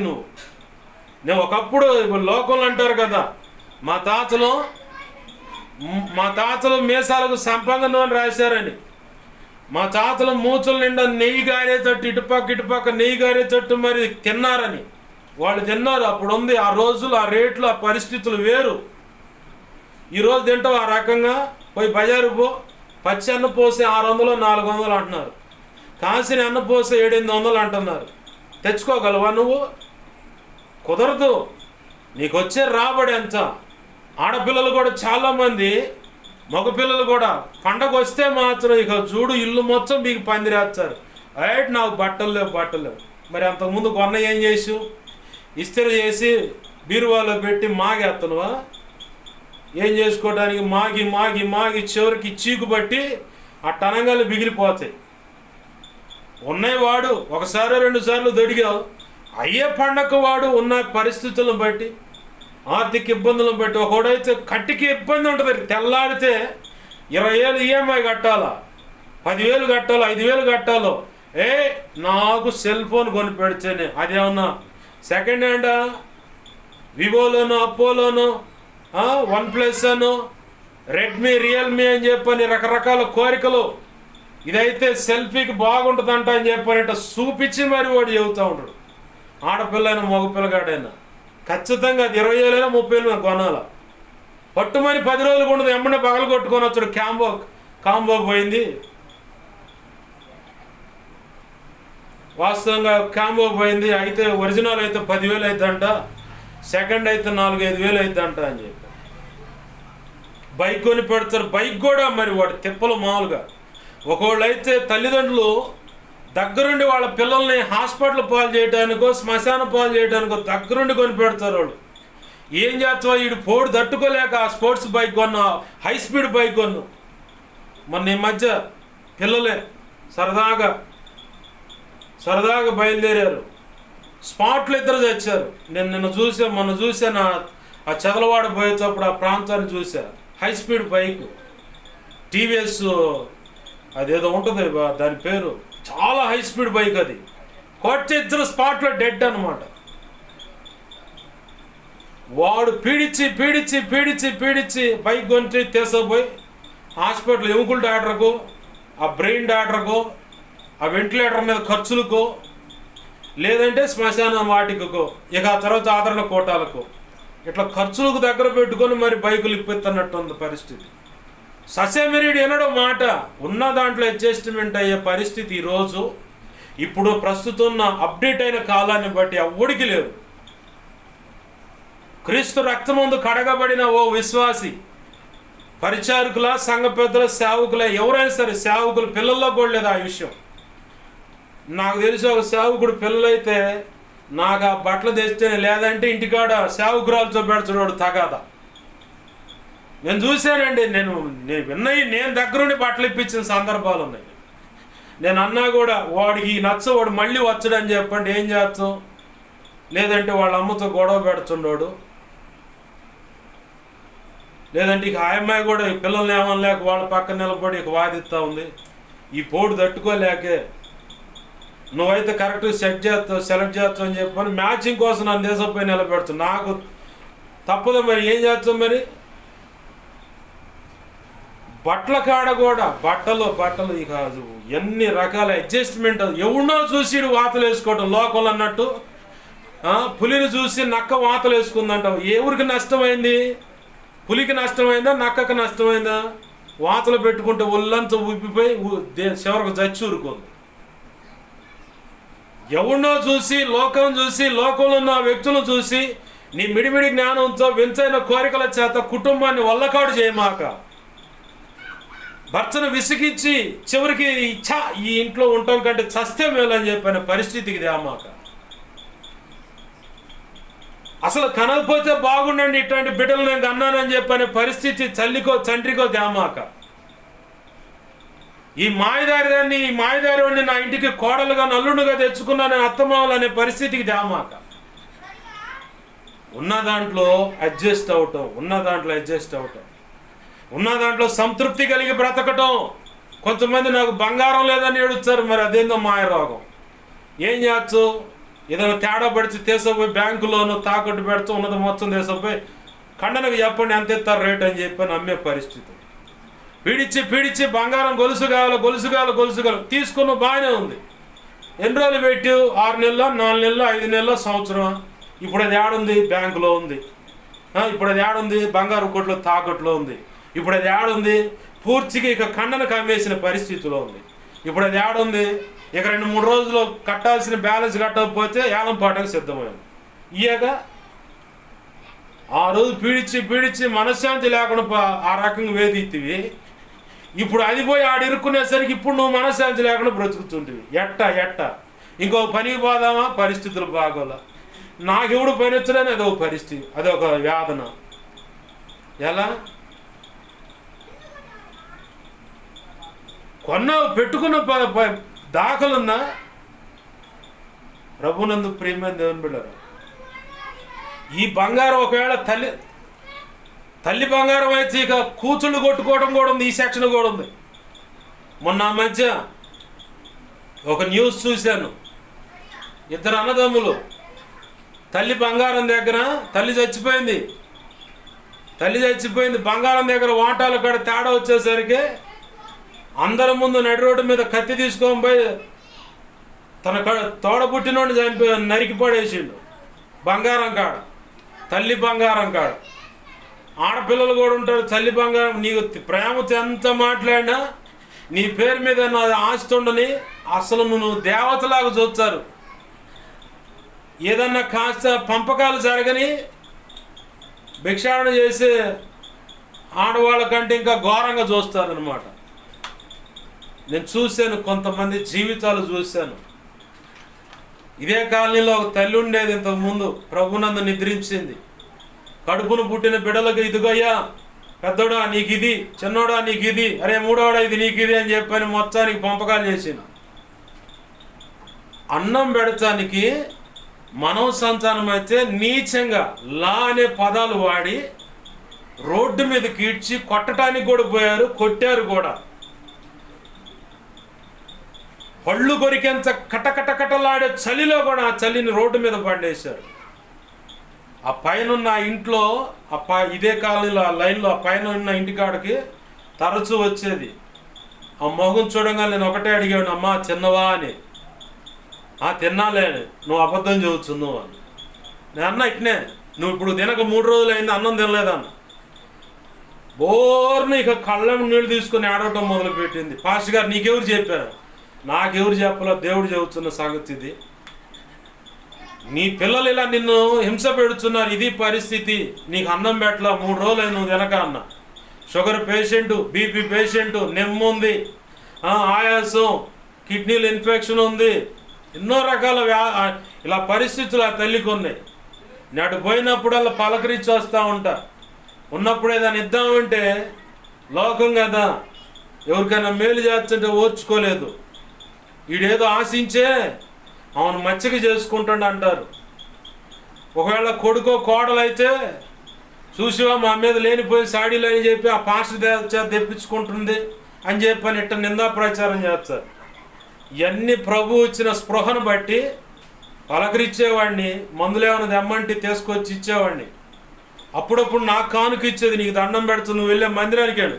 కాదు పాస్టర్ గారు, నేను మనస్ఫూర్తిగా ఇస్తాను, నీ మందులు వాడుకోను. బలవంతం చేసి ఆమె తోచింది ఏదో ఇస్తే తీసుకుపోయి దేవుని పనిలోనే ఒక్కో సమయంలో ఆమెకే ఖర్చు పెట్టేవాడిని. ఎందుకు చెబుతున్నానంటే, అంతా వచ్చిన తర్వాత నీ దగ్గర రావాల్సిందంత లాక్కున్న తర్వాత ఆల్రెడీ నీకు అనుభవాలు అయినాయి. అవసరం ఉన్నప్పుడే వాడతారు, అవసరం అయిపోయిన తర్వాత నువ్వే తేడా. లేదంటే ఇక తల్లినైనా సరే నీచమైన మాటలు అనమాట, ఎవరినో దగ్గరకు తీసుకుంటావు నువ్వు, అందుకే నువ్వు తేడాగున్నావు, నువ్వు మార్పు చెందావని చెప్పి నీచమైన మాటలు మాట్లాడతారు. కడుపును పుట్టిన పిల్లలే, ఆడపిల్లలు మరీ భయంకరంగా కొడతారు ఈ డైలాగులు. వాస్తవం ఇది. నీ కాడ ఉన్నంతసేపే నిన్ను జోకొడతారు, నిన్ను అమ్మ అది ఇది అని చెప్పని మాట్లాడతారు. అవసరం తీరిన తర్వాత పక్కనే వచ్చారు. ప్రభునందు ప్రియమైన దేవుని బిడ్డలారా గమనించండి. పౌలు భక్తుడు అంటున్నాడు, నేను ఏ స్థితిలో ఉన్నానో ఆ స్థితిలో సంతృప్తి కలిగి నేర్చుకొని ఉన్నాను. కింద అంటాడు, దేన స్థితిలోనైనా దేన స్థితి నెరుగుదును, సంపన్న స్థితి నెరుగుదును. ప్రతి విషయంలోనూ అన్ని కార్యములలోనూ కడుపు నిండి ఉండుటకును, ఆకలి కొనుటి ఉండుటకును, సమృద్ధి కలిగి ఉండుటకును, లేమిలో ఉండుటకును నేర్చుకొని ఉన్నాను. దేవుని పిల్లలమని చెప్పుకుంటున్నాం మనము. మాకు అదేదో లేదు ఇదేదో లేదని చెప్పని ప్రభువును వ్యర్థమైన కోరికల చేత వేధించి చివరికి ఆయన 4 బాధేదాకా తెచ్చుకోక ఉన్న పరిస్థితుల్లోనే అడ్జస్ట్మెంట్ అయ్యి రాజీ పడి, మనిషికి ససేమేర నచ్చని పద్ధతిది. మనిషికి ససేమేర నచ్చని పరిస్థితి ఇది. కానీ నా ప్రభు ఆ పరిస్థితిలోకే నిన్ను నడిపిస్తాడు. నేను నడిచానండి, మనం తేలిక మాటను చెప్పాక కుటుంబ సంగతి ఇదని. వాడికి నేను లోబడేది ఏంది, వాడెంత ఆఫ్టర్ ఆల్ అని చెప్పని పొరపాటును కూడా లోబడం. కానీ ఏ వైపు బలాలు ఏదేని విషయంలో దమ్ము చూపిస్తున్నామో అటువైపు నుంచే కొట్టుకుంటూ వస్తే ఇప్పుడున్న పరిస్థితుల్లో రాజీ పడి నిలబడటానికి ప్రభు నేర్పాడు. ఆమేన్, హల్లెలూయా. ఇప్పుడున్న పరిస్థితికి అడ్జస్ట్మెంట్ అయి బ్రతకటము, నడవటము, మాట్లాడటము, ఏది ప్రభు కొరకు నిలబడటము నేర్పాడు. ఆ నేర్పు మనలో జరగనంతసేపు, మనం నేర్చుకోనంతసేపు, మన చుట్టూ ఉన్న పరిస్థితులను బట్టి బిక్కు బిక్కుమంట ఏడ్చి గందరగోళం చేస్తాం, సనికి గందరగోళం చేస్తాం. ఇజ్రాయేల్ ప్రజలు చేసింది కూడా అదే. కనాను యాత్రలో ఐగుప్తులో 10 అద్భుతాలు చేసి సర్వసమృద్ధి గల వాళ్ళగా తీసుకొచ్చి ఫరో తరుముకుంటా వస్తుంటే వాళ్ళతో యుద్ధం చేసి వారిని చంపి ఎర్ర సముద్రాన్ని పాయలుగా చేసి 6 నెలలు నడిపించి ఆ దరికి చేర్చిన దేవుడు ఇన్ని అద్భుతాలు రుచి చూశారు కదా. అవతలకు పోగానే వెంటనే మంచిళ్ళు తప్పికోవచ్చుని అన్నారు. ఎర్ర సముద్రం కాడే మొదలైంది సణుగులు. ఎరా మమ్మల్ని చంపటానికే కదరా మోసే పగబెట్టుకొని అక్కడ తెచ్చావు. నీళ్లు తప్పికోవచ్చునంటే ఈ అరణ్యం అయితే కరెక్ట్ సెట్ అయితే మొత్తాన్ని బూడ్చవచ్చనే కదరా తెచ్చావన్నారు. ఆకులని మన్నా కాడుకోసరిగా మమ్మల్ని చంపడానికే కదరా తెచ్చావన్నారు. మారా అనుభవం కాడికి రాగానే ఎందుకురా మాకు నీళ్లు లేకుండా ఈ రకంగా ఇక్కడ చంపాలనే కదా దప్పిక అన్నారు. శత్రువు మీదకి రాగానే ఆహా ఇళ్ళలో వీళ్ళ చేతికి అప్పచెప్పి చంపాలనుకుని తెచ్చావు కదా అన్నారు. మాకు మాంసం కావాలి, ఆ కీర దోసకాయలు చేపలు ఉల్లిగడ్డలు అయ్యే కూర్చోవచ్చని అని ఏడిస్తే దేవుడు కోపగించి మొత్తాన్ని వరుసపెట్టి చంపుతామంటే క్షమాపణ అడిగి తాగింది ఉగ్రత. అట్ట ప్రభువే చెప్పాడు ముందే, వీళ్ళు లోబడనొల్లని ప్రజలు, వీళ్ళు నేను పరీక్షించాలా, ఈ దిశగా నడిపించన్నాడు. ఆ పరీక్షలో ఐగుప్తులో నుంచి బయటకు వచ్చిన పెద్దలు మొత్తం చంపబడ్డారు, ఒక కాలేబు యెహోషువ తప్ప. ఈ మిగతా వాళ్ళు సున్నతి లేని వాళ్ళు, వాళ్ళ కడుపును పుట్టిన పిల్లలు, వీళ్ళతో ఆ కాలేబు యెహోషువతో యోర్దాను దాటారు. ఆమేన్, హల్లెలూయా. అంత భయంకరమైన వధకు తెగులుకు మనం అప్పజెప్పబడక ప్రభు కృపను బట్టి ఉన్న పరిస్థితుల్లో అడ్జస్ట్మెంట్ అయ్యి ప్రభు సెలవిచ్చినట్లుగా అడుగులు వేద్దాం, ప్రభు కృపకు పాత్రలు అవుదాం, ఉన్నతమైన అనుభవాలు గట్టిద్దాము. ఆ అనుభవాల ద్వారా అనేకులను ప్రభు చెంతకు నడిపిద్దాము, ప్రభుతో అంటుకట్టబడేలా చేద్దాము. ప్రభు మనసులో ఉన్నతమైన స్థానం పొందుకొని ఆయన నిత్యం సంతోషపెట్టి భక్తి చేద్దాము. ధన్యులమవుదాం, కృతార్థులమవుదాం, కృపకు పాత్రలు అవుదాం. ప్రభు అట్టి కృప మనందరికీ అనుగ్రహించునుగాక. ఆమేన్. రండి ప్రార్థన చేసుకుందాం, దేవుని పాదాలు పట్టుకుందాం. పౌలు భక్తుడు అన్నట్టు, నేను ఏ స్థితిలో ఉన్నా ఆ స్థితిలో నేను సంతృప్తి కలిగి ఉండని నేర్చుకున్నానయ్యా, నేను బ్రతుకుతాను అన్న పరిస్థితిలో నువ్వు ఉండాలి. కాదని మిడిమిడి జ్ఞానం, మిడిమిడి కోరికల చేత నువ్వు దేవుని పాదాలు పట్టుకొని ఏడ్చినా ఉపయోగం ఉండదు, ఎంత మొరపెట్టినా ఉపయోగం ఉండదు. ఆయన నీ కోరికలు తీర్చడు, నీ అవసరాలు తీరుస్తాడు. నీ జీవితంలో ఏది అవసరమో అది ఇస్తాడు. నువ్వు కోరిన కోరికల్లో చేయడు ఆయన. నీకు ఇప్పుడు స్వస్థత కావాలంటే ఖచ్చితంగా ఇస్తాడు, అది నీ అవసరం. ప్రభు పాదాలు పట్టుకున్నావు. నీకు ఇప్పుడు అప్పు తీరాలంటే అది నీకు అవసరం. అప్పు నుంచి బయటపడితే నువ్వు తెప్పరిల్లి నిలబడగలవు. ఖచ్చితంగా నా ప్రభు తగిన కాలంలో, ఆయన నిర్ణయ కాలంలో అప్పును తీర్చేస్తాడు, కుటుంబ సమస్య తీర్చేస్తాడు, బిడ్డల జీవితాలను కడతాడు, అద్భుతంగా ఆశీర్వాదకరంగా మారుస్తాడు. రండి ప్రార్థన చేసుకుంటాం, ప్రభుని అడుగుతాం. ప్రభువా, ఈ వర్తమానాన్ని బట్టి నాతో ఎన్నో సంగతులు నువ్వు మాట్లాడు. ప్రతి విషయంలో ఇదిగో నువ్వు డైరెక్ట్గా నన్నే సంధిస్తున్నావు ప్రభు, నాతోనే సూటిగా మాట్లాడుతున్నావు. నా మిడిమిడి అజ్ఞాన స్థితిని బట్టి నేను ఎన్నో రకాలుగా అడుగులు వేసి ఎన్నో నిర్ణయాలు చేస్తే దానివల్ల ఎంత నష్టం వచ్చింది ఇప్పుడు నాకు గుర్తొస్తుంది. అయ్యా ఒప్పుకుంటున్నాను, క్షమించయ్యా అంటే ఆయన పాదాలు పట్టుకున్నాను. విలాసవంతమైన జీవితం కోసం విచ్చలవిడి అప్పులు చేసి ఉన్నదంతా ఊడ్చిపడేసేలాగా కారణం నువ్వే అయ్యావా, క్షమాపణ అడుగు. నా ప్రభు యెషయా గ్రంథం 6వ అధ్యాయంలో మాట రాస్తుంది, దశమ భాగం మట్టికి ఇశ్రాయేలు మొత్తాన్ని ఊడ్చేస్తాను అంటే, మొద్దు ఏరులైతే భూమిలో ఉంటే కిందకంట నరికే పడుతుంది, కానీ ఆ మొద్దులో నుంచి అంకురం పుడుతుంది, అంటే చిగురు పుడుతుంది. అంటే నేను మళ్ళీ జీవాన్ని ఇస్తాను, వృద్ధిని ఇస్తానని గతంలో చెప్పే ఒక అన్న గురించి, ఆత్మీయ తండ్రి దగ్గరికి నన్ను నడిపించింది ఆయనే. ఒకప్పుడు పతనం స్థితి, చాలా ఉన్నతంగా బ్రతికిన కుటుంబం అంతా అయిపోయింది, అప్పుల వల్ల చచ్చిపోయే పరిస్థితికి వచ్చింది. ఆ పరిస్థితుల్లో నన్ను వాడుకున్నాడు నా దేవుడు. నేను కావాలనుకున్నప్పుడు ఆయన వాడుకొని దేవుని సన్నిధికి, దైవజనుడి దగ్గర నడిపించాడు. ఇప్పుడు ఆ పని అని ఈ పని అని ఎన్నో ప్రయత్నాలు చేస్తే ఒక పనిలో దేవుడు సక్సెస్ని ఇచ్చాడు. ఇప్పుడు మళ్ళీ అదే ఉన్నత స్థితిలోకి, అంతకంటే మెరుగైన ఉన్నత స్థితిలోకి నా ప్రభు వాళ్ళని ఆశీర్వదించి నిలబెట్టాడు. నా కళ్ళెదుట 10 సంవత్సరాల కాలంలో ఆ జీవితాలు ఆశీర్వదింపటం నేను చూశాను. నిన్ను కూడా ఆశీర్వదిస్తాడు నా ప్రభు. నమ్మకంగా ఆయనతో నడువు, ఆయనతో అంటుకట్టబోడు, ప్రభు కృపనిస్తాడు. ప్రార్థన చేద్దాం. ప్రేమగల మా తండ్రి, నీకు వందనాలు, కృతజ్ఞతాస్తుతులయ్యా. విన్న మాటలను బట్టి నీకు వందనాలు. ఈ మాటలు మా హృదయాల్లో పదిలపరచండి, మా హృదయంతో అంటుకట్టండి ప్రభు. నీరు కట్టండి, నీ జీవాన్ని చొప్పించి ఫలభరితంగా మార్చండి. అనేక అనుభవాలు నేర్చుకోవాలన్న విషయంలో పౌలు భక్తుడు దేవా తన అనుభవాలకు కోట్ చేస్తూ ఉన్నాడు. అవునయ్యా, కొరింథీ పత్రికలో తను సాక్ష్యం ఇస్తూ ఉన్నాడు.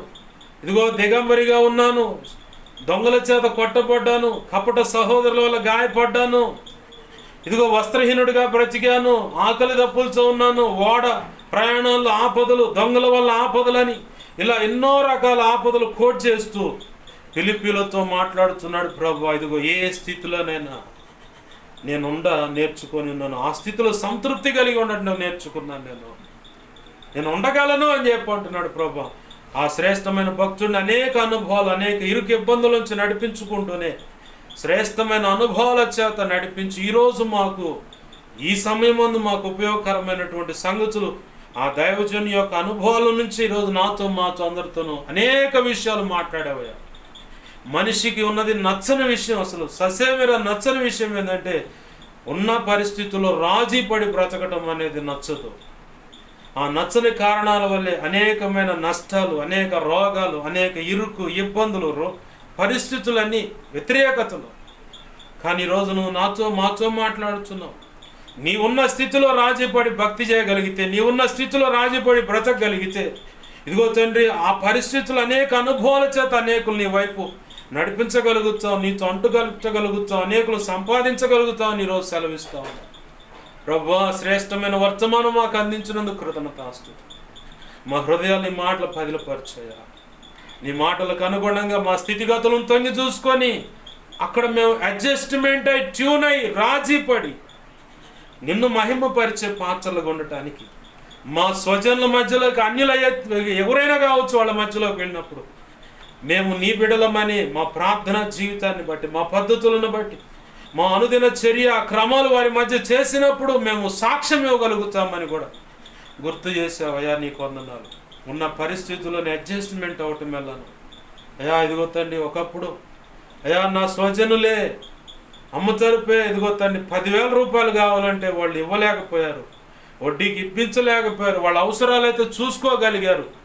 అప్పుడు నేను నేర్చుకున్నానయ్యా, రాత్రి అని పగలని లేకుండా కారు డ్రైవర్గా వెళ్ళి 10,000 రూపాయలు జాన్వల్లి హాస్పిటల్లో నా తల్లి పేషెంట్గా ఉంటే నేను కట్టాను. దేవా, ఆ రోజునున్న పరిస్థితి ఇదిగో తండ్రి ఈరోజు కూడా అలాంటి దేవా అనుభవం మెట్లలో నుంచి నడిపిస్తూ ఉన్న స్థితిలోనే అడ్జస్ట్మెంట్ అయి బ్రతకటం నేర్పావు. నీకు వందనాలయ్యా. ఒకప్పుడు నేను బ్రతికిన విధానాన్ని గమనించుకుంటూ అదే స్థాయి నేను మెయింటైన్ చేయాలి, ఎన్నో లక్షల రూపాయలు అప్పయ్యేది. కానీ ఉన్న స్థితిలోనే అడ్జస్ట్మెంట్ అవి బ్రతకటం నేర్పావు. నీకు వందనాలయ్యా. ఆ కారణాన్ని బట్టి నేను ఎక్కడ బాధపడలేదు. నేను ఎందుకు ఈ స్థితిలోకి వచ్చాను, ఇలా ఉన్నా నేను దేవా. ఒకవేళ ఈ మాటలు విన్నా దాన్ని బట్టి గతంలో నీ బిడ్డలు ఎవరైనా అలాగా ఆలోచించుంటే, ఒకప్పుడు ఇలా నేను డిగ్నిటీ మెయింటైన్ చేయాలి, ఇలా ఉండాలి, అలా ఉండాలని, దేవా దానివల్ల అన్ని తెప్పలయ్యా. అలాంటి అనుభవాల్లో ఉన్నవాళ్ళు ఎవరైనా ఈ మాటలు వింటున్నాడు, సరిచేయండి ప్రభు.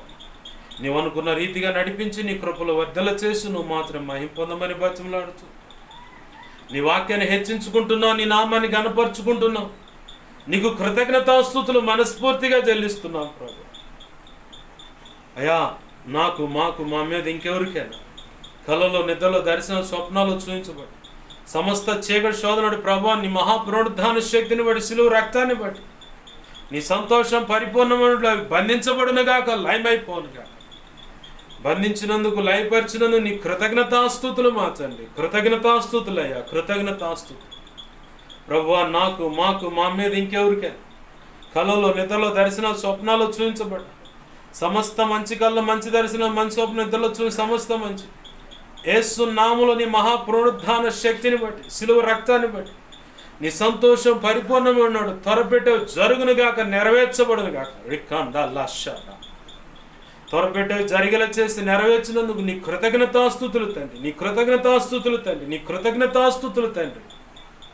అయ్యా, నా కోసం మా పరిస్థితులు ఇవి అని ఆ రీతులుగా ప్రార్థించమని అడిగిన ప్రతి ఒక్కరి అవసరత యేసు నామములో తీర్చబడునుగా. మా సంగతి దైవజనుడు తెలియపరిచి ప్రార్థన చేయమని, దైవజనుడి ద్వారా మా సంగతి తెలియపరచమని, ఇలా ఇంటిలో అయినా, సన్నిధిలో అయినా, ఇంకెక్కడైనా అనేక కారణాలు బట్టి ప్రార్థిస్తున్న బిడ్డలు ఉన్నా. వారి అవసరత, అక్కరత సంగతులు తెలియపరచమని, తీర్చమని బతున్నారు. దేవా, నీ కార్యము జరిగించు. నా కోసం, మా కోసం వాక్యం ఉన్నదాన్ని బట్టి గతంలో ఇప్పుడైనా, ఇక ముందైనా ఉపవసించి 21 రోజు అని, 30 రోజు, 41 రోజు ఇలా బారుకు ఉపవసించి రాత్రులు ఉపవాసం అనేక రీతిలో కుటుంబ ప్రార్థనలని వ్యక్తిగతంగా కన్నీరు విడిచి ఇలా అనేక రకాల ప్రార్థన చేస్తున్న బిడ్డలు ఉన్నారు. వారిని దీవించండి, దర్శించండి, రక్షించండి, క్షమించండి, ఆశీర్వదించండి. ఆధ్యాత్మిక, భౌతిక, ఆర్థిక, ఆరోగ్యపరంగా అన్ని విధాలు ఆశీర్వదించి అభివృద్ధి పరిచి బలమైన నీ అభిషేకం వారి మీద ఉంచి నీ చేతిలో బలమైన సాధనాలకు చేసి నీ సేవలో వాడుకోడు. ప్రభువా, మా అవసరతలు ఎన్నో నీ కృప చేత తీర్చండి. పాటల పరిచయను ఆశీర్వదించండి. నూతన గీతాన్ని అయా రికార్డింగ్కు ఇవ్వడానికి దేవా సహాయం చేయండి. అద్భుతంగా అది సిద్ధపరచబడిన ప్రజల ముందుకు రావడం సహాయం చేయండి. నవంబర్ మాసంలో 16, 17, 18 తారీఖులు 3 రాత్రులు ఆశీర్వాదకరంగా గత సంవత్సరం కంటే ఈ సంవత్సరం ఇంకా అద్భుతంగా జరిగించండి. నీ చిత్తమైన వర్తమానాలు నీ ప్రజలకు అందించండి. వాతావరణం అనుకూలపరచండి. మీరు ఇచ్చిన పరిచర్య ద్వారా ప్రారంభించిన సంఘాలు ఈ అల్పుని అక్కడక్కడ వాడుకొని రొట్టె విరుచు కార్యక్రమం జరిగించిన విధానం బట్టి ఆ పరిచయలను కూడా ఆశీర్వదించండి. సోషల్ మీడియా ద్వారా వెంబడిస్తూ బలపడుతున్న వారిని ఈ అల్పుడిని వెంబడించమని కొంతమంది చెబితే వారు వెంబడిస్తున్న దాన్ని బట్టి వారి సంఘాలు, కుటుంబ సమస్తాన్ని ఆశీర్వదించండి. ఏ అనారోగ్య సమస్యతో బాధపడుతున్న బిడ్డలను స్వస్థపరచండి. ఎంత ప్రమాదకరం మాంత్రిక ప్రయోగాలు, విగ్రహారాధన, పూజలు, హోమాల, యజ్ఞాల చేత అయా ప్రయోగించబడి బాధపడుతున్న వారు ఉన్న బంధకాలను చేస్తున్నాములు ఇప్పుడు విడుదల కలుగునుగా. చీకటి అంధకార శక్తులు, దురాత్మల చేత పట్టి విరిపించబడుతున్న యేసునామములో విడుదల కలుగునుగా. దుష్టుడు వాడి దూతల చేత దాడి చేయబడి వెరిపించబడుతూ వాడి సమూహం చేత పట్టి వెరిపించబడుతున్న బిడ్డలంటే యేసునామములో విడుదల కలుగునుగా. నీ సంతోషం పరిపూర్ణమైనట్లుగా బిడ్డల విషయంలో అద్భుతం జరిగించుదుగా. కార్యములు జరిగించమని ఇంకెన్నడూ బిడ్డలు దరిదాపు రాకుండా కాపాడు. స్వస్థ బుద్ధి కలిగి భక్తి సాధన చేస్తూ ముందుకు సాగిపోయి నేను మహింపరచడానికి కూడా కృపను దయచేయండి. యేసయ్య నామంలోనే అడిగి వేడుకొని ప్రార్థించి సమస్తం పొందుకొని 2 తిమోతి 1:12 ప్రకారం నన్ను మమ్మల్ని ప్రార్థనలు ఏకీవిస్తున్న ప్రతి ఒక్కరిని అప్పజెప్పి మహింపరచుకుంటున్నాం మా తండ్రి. ఆమేన్. ఇప్పుడు మన తండ్రి అయిన దేవుని ప్రేమయు, ఆయన ప్రియకుమారుడైన యేసుక్రీస్తు వారి కృపయు, పరిశుద్ధాత్మ దేవుని అన్యోన్య సహాయ సహవాసము సమకూడిన ప్రార్థనలు ఏకీవిస్తున్నా, ఇక ముందు ఏకీవించబోతున్నా. అలాగే ప్రభు ఇచ్చిన ఈ పరిచర్యకు, ఈ పరిచర్య ద్వారా ప్రారంభించబడిన సంఘాలకు, సంఘ బిడలకు అయ్యా మా ఇంట్లో మేము సహకరిస్తాం, ఇదిగో ఇలా జరిగించున్న నా కుటుంబ సభ్యులకు, ప్రభు సెలవిచ్చిన దాన్ని బట్టి వెంబడిస్తున్న దైవజనులకు, అలాగనే సోషల్ మీడియా ద్వారా వాక్యాలు విని బలపడుతున్నటువంటి విశ్వాసులు, పరిచారకులు, సంఘ పెద్దలు, సేవకులకు, సార్వత్రిక సంఘంలో ఉన్న సకల పరిశుద్ధులకు, ఈ సమాజంలో ఉన్న ప్రజలందరికీ ప్రభు కృప ద్వారా రక్షించబడి వారందరూ కూడా నిత్యత్వం చేరు పర్యాంతం వరకు సదాకాలం ప్రభు తోడై ఉండి అన్ని పరిస్థితుల్లో నేర్పి ప్రభు అనుకున్న ఉన్నతమైన ఆశీర్వాదం వైపు నడిపించి అనేకులను ఆయన చంటు కట్టబడేలా చేసి ఆయన నామం ఘనపరచబడేలాగా ప్రతి ఒక్కరి పట్ల కలిగిన ప్రణాళిక అనుగుణంగా పని జరిగించి క్రీస్తు న్యాయపీఠ మీదట సంపూర్ణులుగా చేసి ధైర్యంగా నిలబెట్టి ఆయనే బడా మంచి దాసురాలని మెప్పు, ఘనత, మహిమ, బహుమతులు ఇచ్చి నిత్యత్వంలో ప్రవేశం కలుగు చేసి వధువుల ఉన్నత స్థానం ఇచ్చి ఆయనతో కలిసి యుగ యుగాలు నిత్యరాజ్య పరిపాలన చేసే భాగ్యము కలుగు చేయునుగాక. ఆమేన్. అలాగూ కలుగు చేసిన యేసయ్యకు కృతజ్ఞతాస్తుతి, ఘనత, మహిమ, ప్రభావాలు చెల్లునుగాక. ఆమేన్. యేసు రక్తమునకేచి ప్రభేసు నామమున సంపూర్ణమైన విజయం కలుగునుగాక. ఆమేన్. అపవాది వాడి దూతలు, చీకటి అంధకార శక్తులు, ఈ లోక సంబంధమైన, ఇహలోక కుల సంబంధమైన దేవీ దేవతలు, దేవుళ్ళ ఎదుట పూజలు, హోమాలు, బలులు, ఎంత ప్రమాదకరమైన క్షుద్రపులు, మాంత్రిక ప్రయోగాలు ఇవన్నా వాటన్నిటికీ అనంత నాశనం, సర్వనాశనం, నిత్యనాశనం కలుగునుగాక. యుద్ధము యెహోవాది. వాటిని ఆశ్రయించిన వారు, చేయిస్తున్న వారందరూ నీ చేతులకు అప్పజెప్పును. యెహోవా ఈరే యేసు రక్తమునకే జయము, జయము, జయము. ఆమేన్. హల్లెలూయా, హల్లెలూయా, హల్లెలూయా. అందరికి వందనాలు. ప్రభు యొక్క మహోచిత కృప మనందరికీ, ఆత్మలకు, కలిగిన సమస్తానికి, సేవ పరిచర్లకు ప్రభు సంకల్పంలో ఇచ్చినటువంటి స్థిరాస్తులు, పసిపిన పెద్దలు సమస్తానికి చూడండి నడిపించునుగాక. ఆమేన్, ఆమేన్, ఆమేన్. అందరికీ వందనాలు.